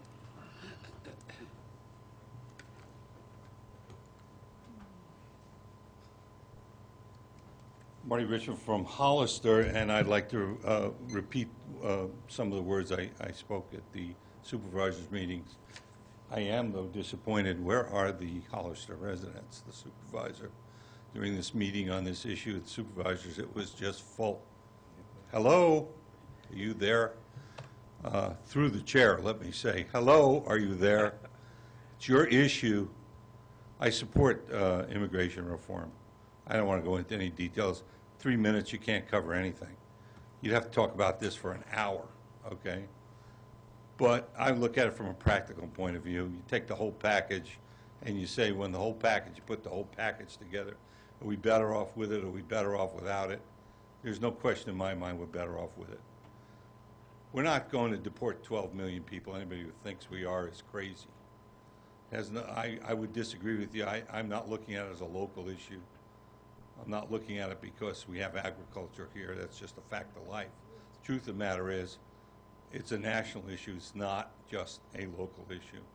So we have people who lived here 10 or 12 years, kept their nose clean, worked hard, done everything you need to do, except we said you can't apply because you came in under the wire. Well, my guess is my grandfather signed a thing when he came in saying he had $25. I think he lied, because $25 in those days would be $590 today. In 1905 or 1906, I don't think he had $590. I think he was illegal because he lied on his immigration form. Like you said, they used to ask you 3 or 4 questions and in you came, and that was it. Well, it's much tougher to live somewhere for 10 or 12 years or whatever the number is and just stay out of trouble than it is to just lie on your way in. So I think we have to do something. And this is, like I said, anybody who thinks there aren't going to be problems, they're crazy, because we're going to absorb 12 or 14 million people, and then we're going to eventually absorb their families, and that'll be another 12 or 14 million people, you know, as we do family reunions or unify families. That's going to happen. But, you know, the people then will have a stake in the game. Not only do I want them to have a path to citizenship, if I was king for a day, I'd say, hey, you live somewhere for 15 years, you need to become a citizen. You need to take responsibility for where you live. I think it's important. I think we're going to encourage them to learn the language, go to civics class, and wind up on the city council someday, okay? Become an American citizen. When LULAC, some members of the city council, Councilwoman Valdivia, and some members of the local Latino community, like Mickey Luna, we're never going to agree politically on a lot of stuff. But you go to a LULAC meeting, the first thing they do, I pledge allegiance to the flag. They mean it. I mean, Councilwoman Valdivia lost her brother in Vietnam. Mickey Luna's husband was in the Army. We'll go Memorial Day, we'll go down to the memorial, and there'll be all kinds of people there with Hispanic backgrounds who served this nation. The best American I know is someone who immigrated, my wife. Thank you. Thank you very much. Ray Leo Zuniga.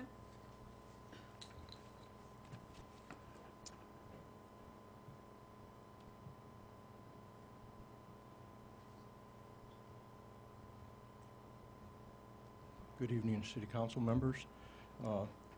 First of all, I would like to thank the City Council for putting this resolution on immigration reform on the agenda. Although your approval of this resolution may be symbolic, it is very important for many reasons. With your approval, you would join the County Board of Supervisors in supporting comprehensive immigration reform. Your approval would also show the undocumented, hardworking families in San Benito County and surrounding counties that you support them and comprehensive immigration reform.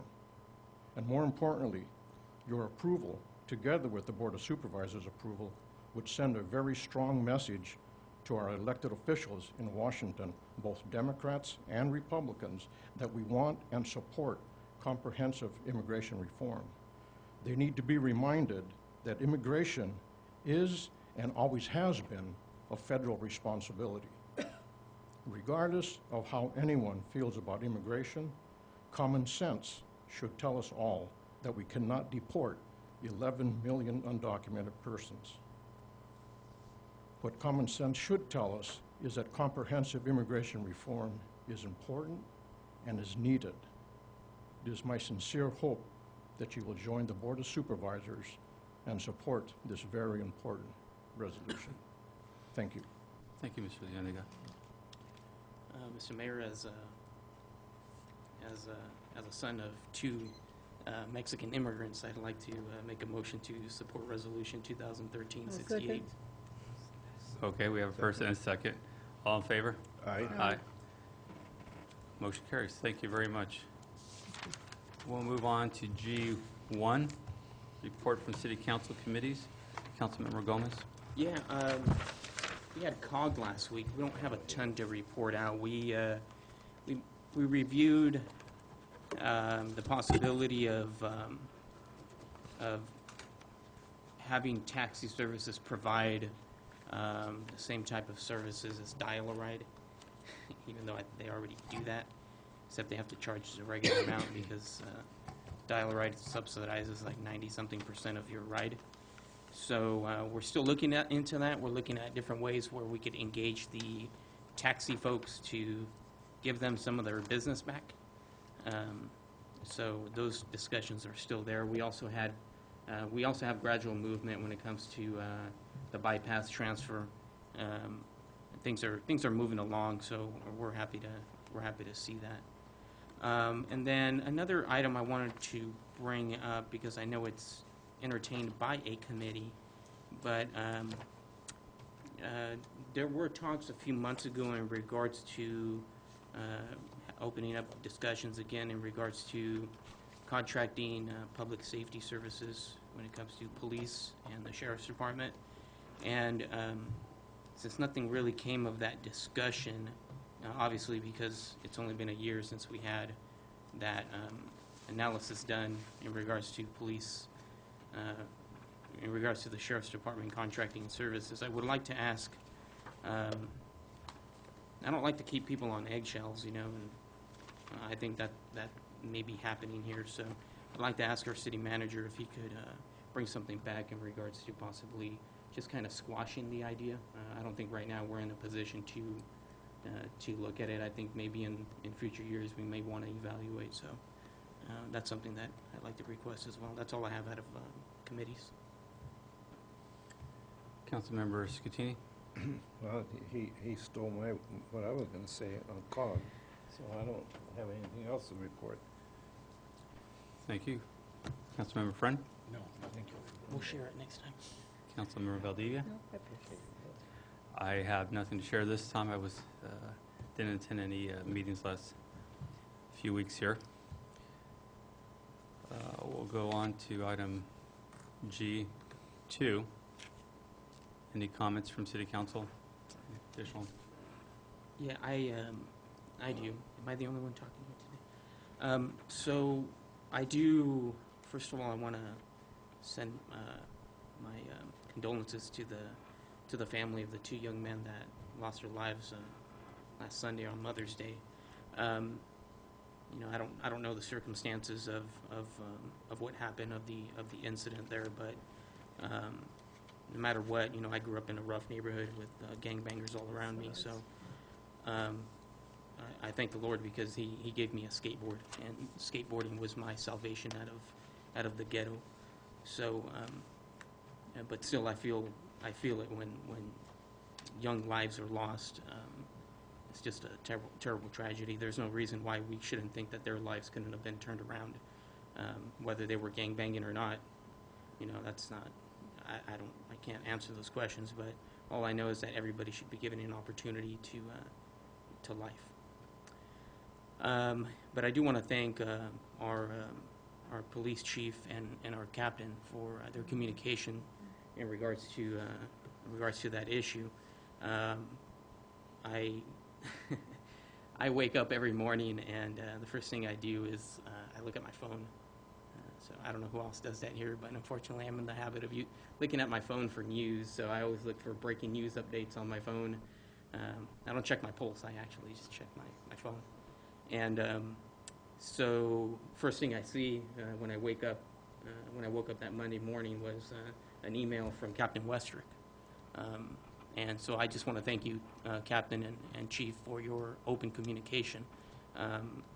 I don't like being caught off guard by the media. I don't like being caught off guard by anybody, but especially by the media.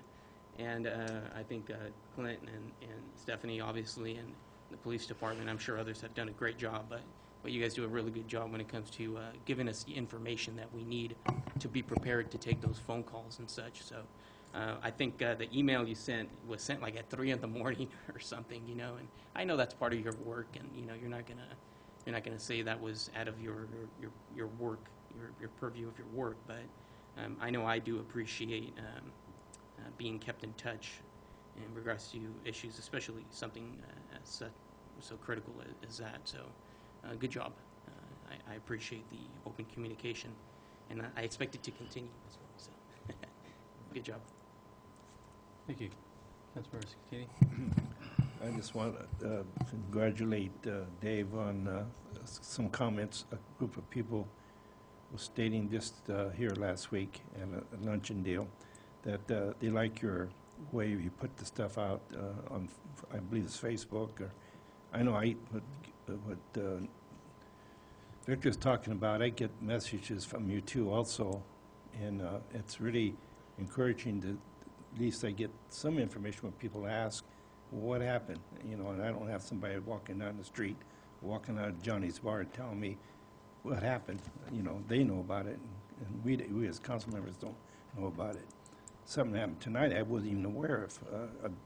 A pickup was totaled in the water department. I knew nothing about that. You know when that happened? 2 years ago? Well, I was here 2 years ago, and I didn't hear anything about it.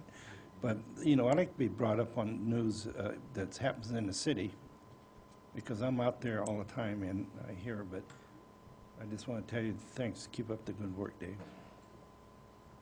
Thank you. I just want to take a moment to send out my condolences to the families and those lost in Oklahoma City today in that terrible tornado that has destroyed that community, and unfortunately a lot of loss of lives out there. So, Councilmember Friend. I want to continue on with Victor's. Thank you for the email, but I would like to.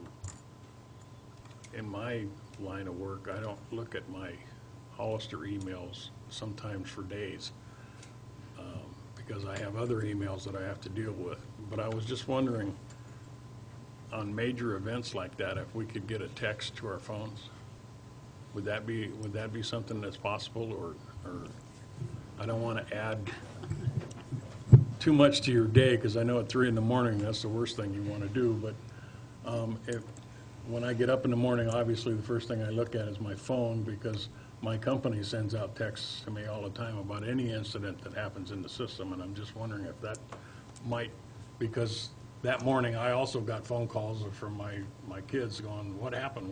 They live over that way, and I had no idea what was going on. You know, to quote Marty, thanks for the softball. All you actually have to do is text 888-777 and put your zip code right there in the text.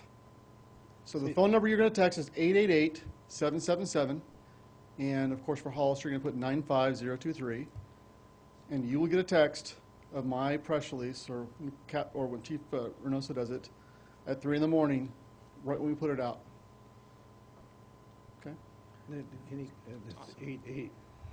888-777? 3 8s, 3 7s, Okay. and in the subject line put 95023, and that'll get you a text of all press releases. You're already signed up to Nixle though, right, Ron? Yes. That just signs you up for Nixle, right? Correct, yeah. Yeah, so you're already good. Yeah, you're good. It don't go into any detail, just briefly though.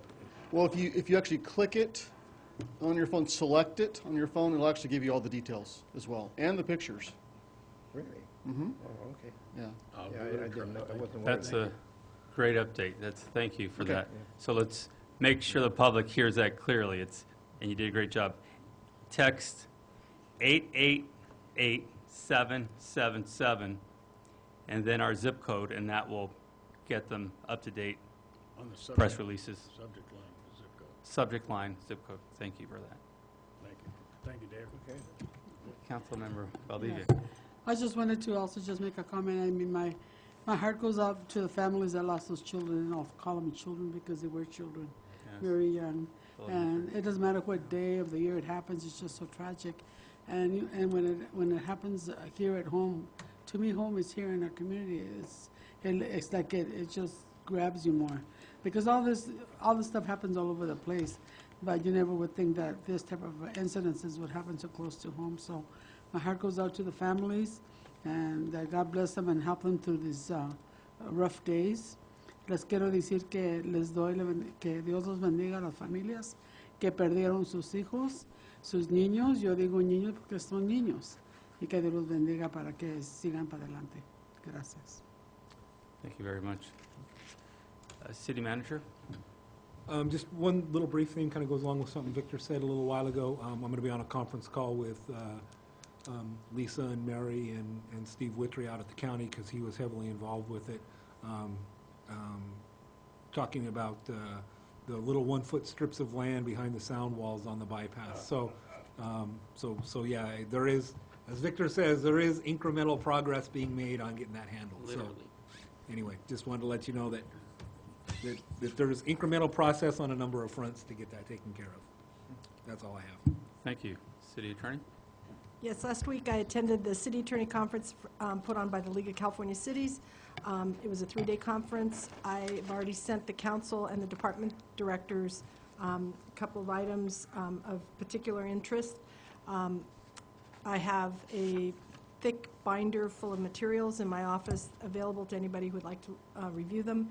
And it was a good, as always, it was a very good program. It was a little discouraging because a lot of the news coming out of Sacramento and out of the courts doesn't particularly cut in favor of cities. But there were some bright lights too. So thank you. Thank you. Staff, is there any, are you going? You set it for the next one, okay. Chief? Well, just touching on what a couple of the council members mentioned, the murder on Mother's Day, those 2 young men that died. The police department is still seeking people that know what happened, and there's been a reluctance to come forward from the people that were there. But we know that somebody out there knows what happened if they can call the police department at 636-4330. Gang officer Matt Weiss is handling that investigation. Also, if they're obviously afraid to come forward and want to remain anonymous, the WeTip line is available, and they'll pass on any tips that you might want to give. And the number for that is 1-800-78-CRIME. Si alguien tiene información sobre los asesinatos que pasaron la semana pasada y quieren mantenerse anónimo, por favor hablar 1-800-78-2743.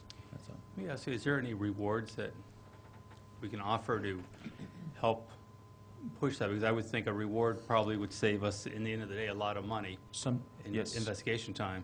Yes, Your Honor, there is a up to $1,000 reward from WeTip automatically. If we need to increase that, that would have to be through a decision for the city to add to that. And sometimes in the past, members of the community have donated money to go towards a reward. In the past, that's been helpful as well. So if anybody's looking to donate, towards that land, that would be great. I think if maybe in a future agenda item, we could talk about that for major crimes, so it'll help the investigators to get those leads that they need right away. So. City Clerk. Thank you. The annual horse show parade is on Thursday, June 27th, so if any of you are going to be in the parade and want me to submit the applications, please let me know. I have Robbie's already. And then the 4th of July block parties are coming in, the requests are coming in, so if anyone wants to close a city street for a block party, they need to have the application in to the clerk's office no later than June 5. Now, do they have to have insurance? Yes, When they they- do. When they ask for the application? Yes. They Or also after have to sign the hold harmless agreement. They have to give us emergency contact information. They have to leave room for emergency vehicles to get through. It's all listed. Thank you very much. You have another comment? Well, I had a couple comments that you moved on. Oh, I didn't get you when we came through? I'm sorry. Not a problem. I didn't get clear understanding as to, we passed a resolution on the Measure E committee. When are we required to announce our appointments? When is that, has that been set? You know what, let Robert and I take a look at something and kind of see what's reasonable, and we'll get you something out for you guys to agree with. And So it'd be on the agenda to make those announcements or whatever? yeah, you know, probably 30 days would probably be reasonable, if that's okay with you guys. Okay. Figure it out within 30 days. We'll let the other folks know 30 days. Does that seem reasonable? 30 days to have the. To pick somebody, yeah. My other Yeah. question is to the chief. I know there's a yearly OES drill for major emergencies. Do you know if that is going to happen in the county? I'm not sure where, usually when it happens, the drill is at the police department when we do OES training. And that's run through the county, but at the police department. Any specific place you? No, I was just wondering if that was going to happen this year. Yeah, we do them yearly. Actually, we do smaller trainings throughout the year, but they usually do at least one a year, a major one. A major one? Yeah. Okay. I would appreciate it if you'd let me know, because I'm the PG&E representative for that, so I would like to be part of that. We'll make sure you get word of it. Thank you. That was it. Do you want to, well, no, we'll talk about it later. Thank you very much. Move forward to item G3.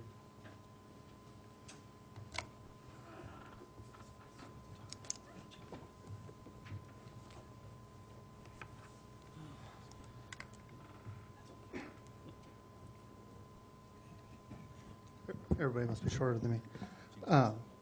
Good evening, Mayor and Council. This is just our normal quarter status report of the budget.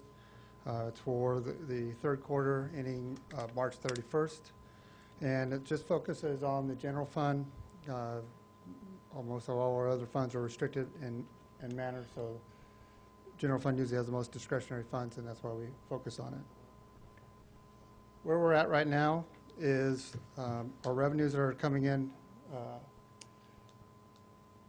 We feel very strong. We did estimate a few of them just because of the timing. Like we've said before, our taxes are lag about 2 months behind, but they're on the pattern of meeting our expectations. Our franchise fees are coming in a little bit better than expected, and one of our big areas is intergovernmental, which is the dissolution of the redevelopment agency. We get there were cash on hand that is distributed to the different taxing agencies, and that's one-time monies that have come in and had a significant increase in this current fiscal year. Like I said, it's one time for the cash balances that we had on hand, but we will be getting increased tax increment from the redevelopment agency or the successor agency in the past, and then our admin fee. One area that are lagging is the use of assets. I don't know if anybody's watched the economy. Our return on investments it's super low. We're just not. It's not coming in. And then the other income is the Measure T, which is Measure T and soon to be now Measure E, is coming in above projections also. And for their expenditures, everybody is is right on target. One of the main areas, and Rudy already left, but I'm not picking on him, is engineering is exceeding where they are, but in my next slide is that their revenues, engineering inspection fees are, I think, about 500% above what their our projected revenues are. Also, the other area is building, which is it's our payment to Four Leaf. That's actually a good one. That means our revenues are coming in significantly higher than projected also. So areas of council concern in the past, which is always subject to whenever you want me to monitor, has been engineering salaries. Like I said, they're at 83% right now. But like I said, that's very justified, that their engineering inspection revenue is like 592% of budget. So they're bringing in a lot more revenue, which means their fees are brought in to match their costs, so they're actually doing a lot more general fund expenditures. So, so are you saying that they're over budget then? We will be bringing, hopefully by next council meeting, a supplemental appropriation. They're not over budget now, but they're approaching it. So we'll be bringing in supplemental appropriation for the work that for the revenue that they're bringing in and the work they're actually doing. So you actually got 60 days, 2 more months. Correct. Right? Right. Before We have a couple more council meetings when we'll get that in for you. The other area has been the fire department's overtime. They're at 86%. However, their total personnel costs are about 73%. So 3/4 is 75%. So they're within that realm. Usually, if you have some vacancies, your overtime is going to go up. And the big thing is, any questions or any, like I say, any areas of concerns that you want me to track for you? So engineering's were pretty much caused by the new activity. Yeah, well, there's a couple of them. So now Valley View, which is the Award Homes project, that's in for plan review, so their engineering and inspection fees. And what you need to understand is we haven't had subdivisions for a number of years, so we've really backed off the budget out of the general fund and put engineers working on projects, right? Now what's happened is when somebody like Award Homes comes in, they give you a plan check, you've got to assign somebody to work pretty much, half to 3/4 time working on a plan check, and they're paying us about $200,000 to do it. And so you're going to see the general fund expenditures go up, but that's because we're providing a service that's bringing in a lot of general fund revenue. It's good news. It's good news. If the engineering blows their general fund budget because of subdivision work coming in, that's good for everybody. I mean, it's kind of like the whole deal with Four Leaf. The more Four Leaf goes over budget, the better we are, because that's the more revenue they're getting a slice of. So I know this may be kind of technically off subject, but we just went over the water rates, and obviously I think we all understand that allocations and building development have a lot to do with the impact of what those fees are going to be. How much of that is going to be included in that? I know that there were projections built in there, but a little bit, not a whole lot, because one of the ways to bring down costs is we're doing this different than we did with the sewer. Okay, so with the sewer, what we did was we picked a point way down there. We said we're going to build it so we absolutely have enough capacity, and development's going to come. That'll help pay for the capacity. Well, then when development didn't come, the ratepayers are having to pay for that. We took a little different approach. This basically gets us kind of through the development that's on the books.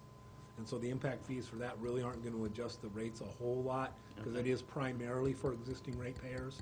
And then what we'll have to do is we'll have to look at what kind of the next increment of expansion is, and that's where we'll look at what the impact fees are. So part of the reason that it's a $30 million project instead of a $100 million project like the sewer is because we're not way overbuilding the capacity. Okay. I got a couple questions. Maybe you can answer probably this one here. On the Planning Commission meeting coming this week, I see that there's quite a few projects in the making. Building, I'm talking about, quite a few. Is that gonna bring up the fees? I mean, we're talking about 3 or 4 on that agenda. we certainly will collect fees for those, yeah. I'm not sure which ones they are. If they're just site and architecturals and stuff like that, they just kind of pay for where we go. If they're subdivisions, we do pretty well on subdivisions. Well, just, I think most of them are subdivisions. Yeah, no, then, yeah, that should bring in a substantial amount of revenue. Yeah. And my question for you is, Brett, is what ballpark figure, what do you think was going to be at the end of this budget, this cycle in July? What do you think we're going to have left over from all the departments? Just a ballpark figure. I know you don't have the exact numbers, but can you give me some kind of idea? I believe it was probably about probably about 2 million. About 2 million? Right, that's probably more than that. Yeah, I don't want to give you off the top of my head. Well, you're talking about fund balance. Correct. Fund balance, you're right. That's what I'm looking at. Just kind of an idea. You have a pretty good idea with just what you showed us, right? Correct, yeah. I mean, right.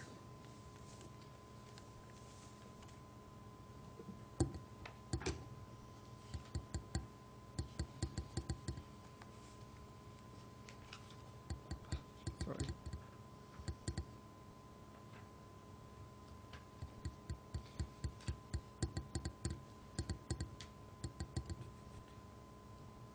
Yeah, well,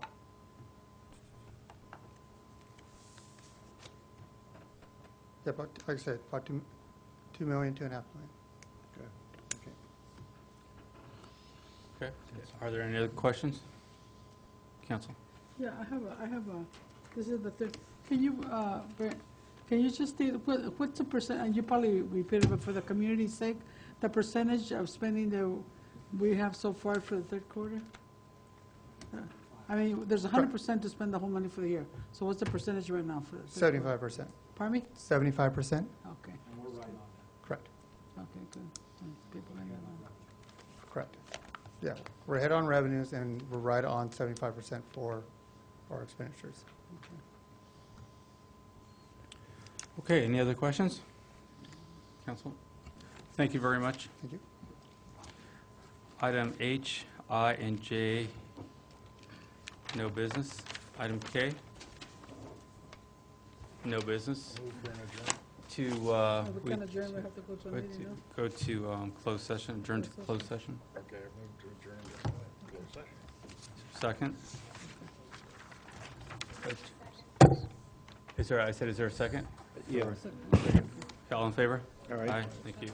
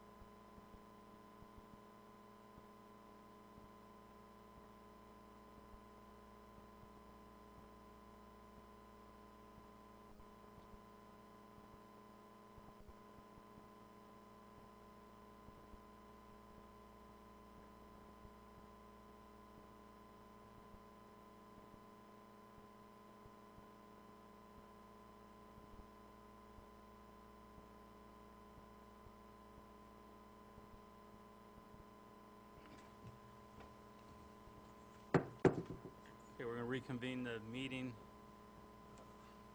There is nothing to report out from closed session. Is there a motion to? All in favor?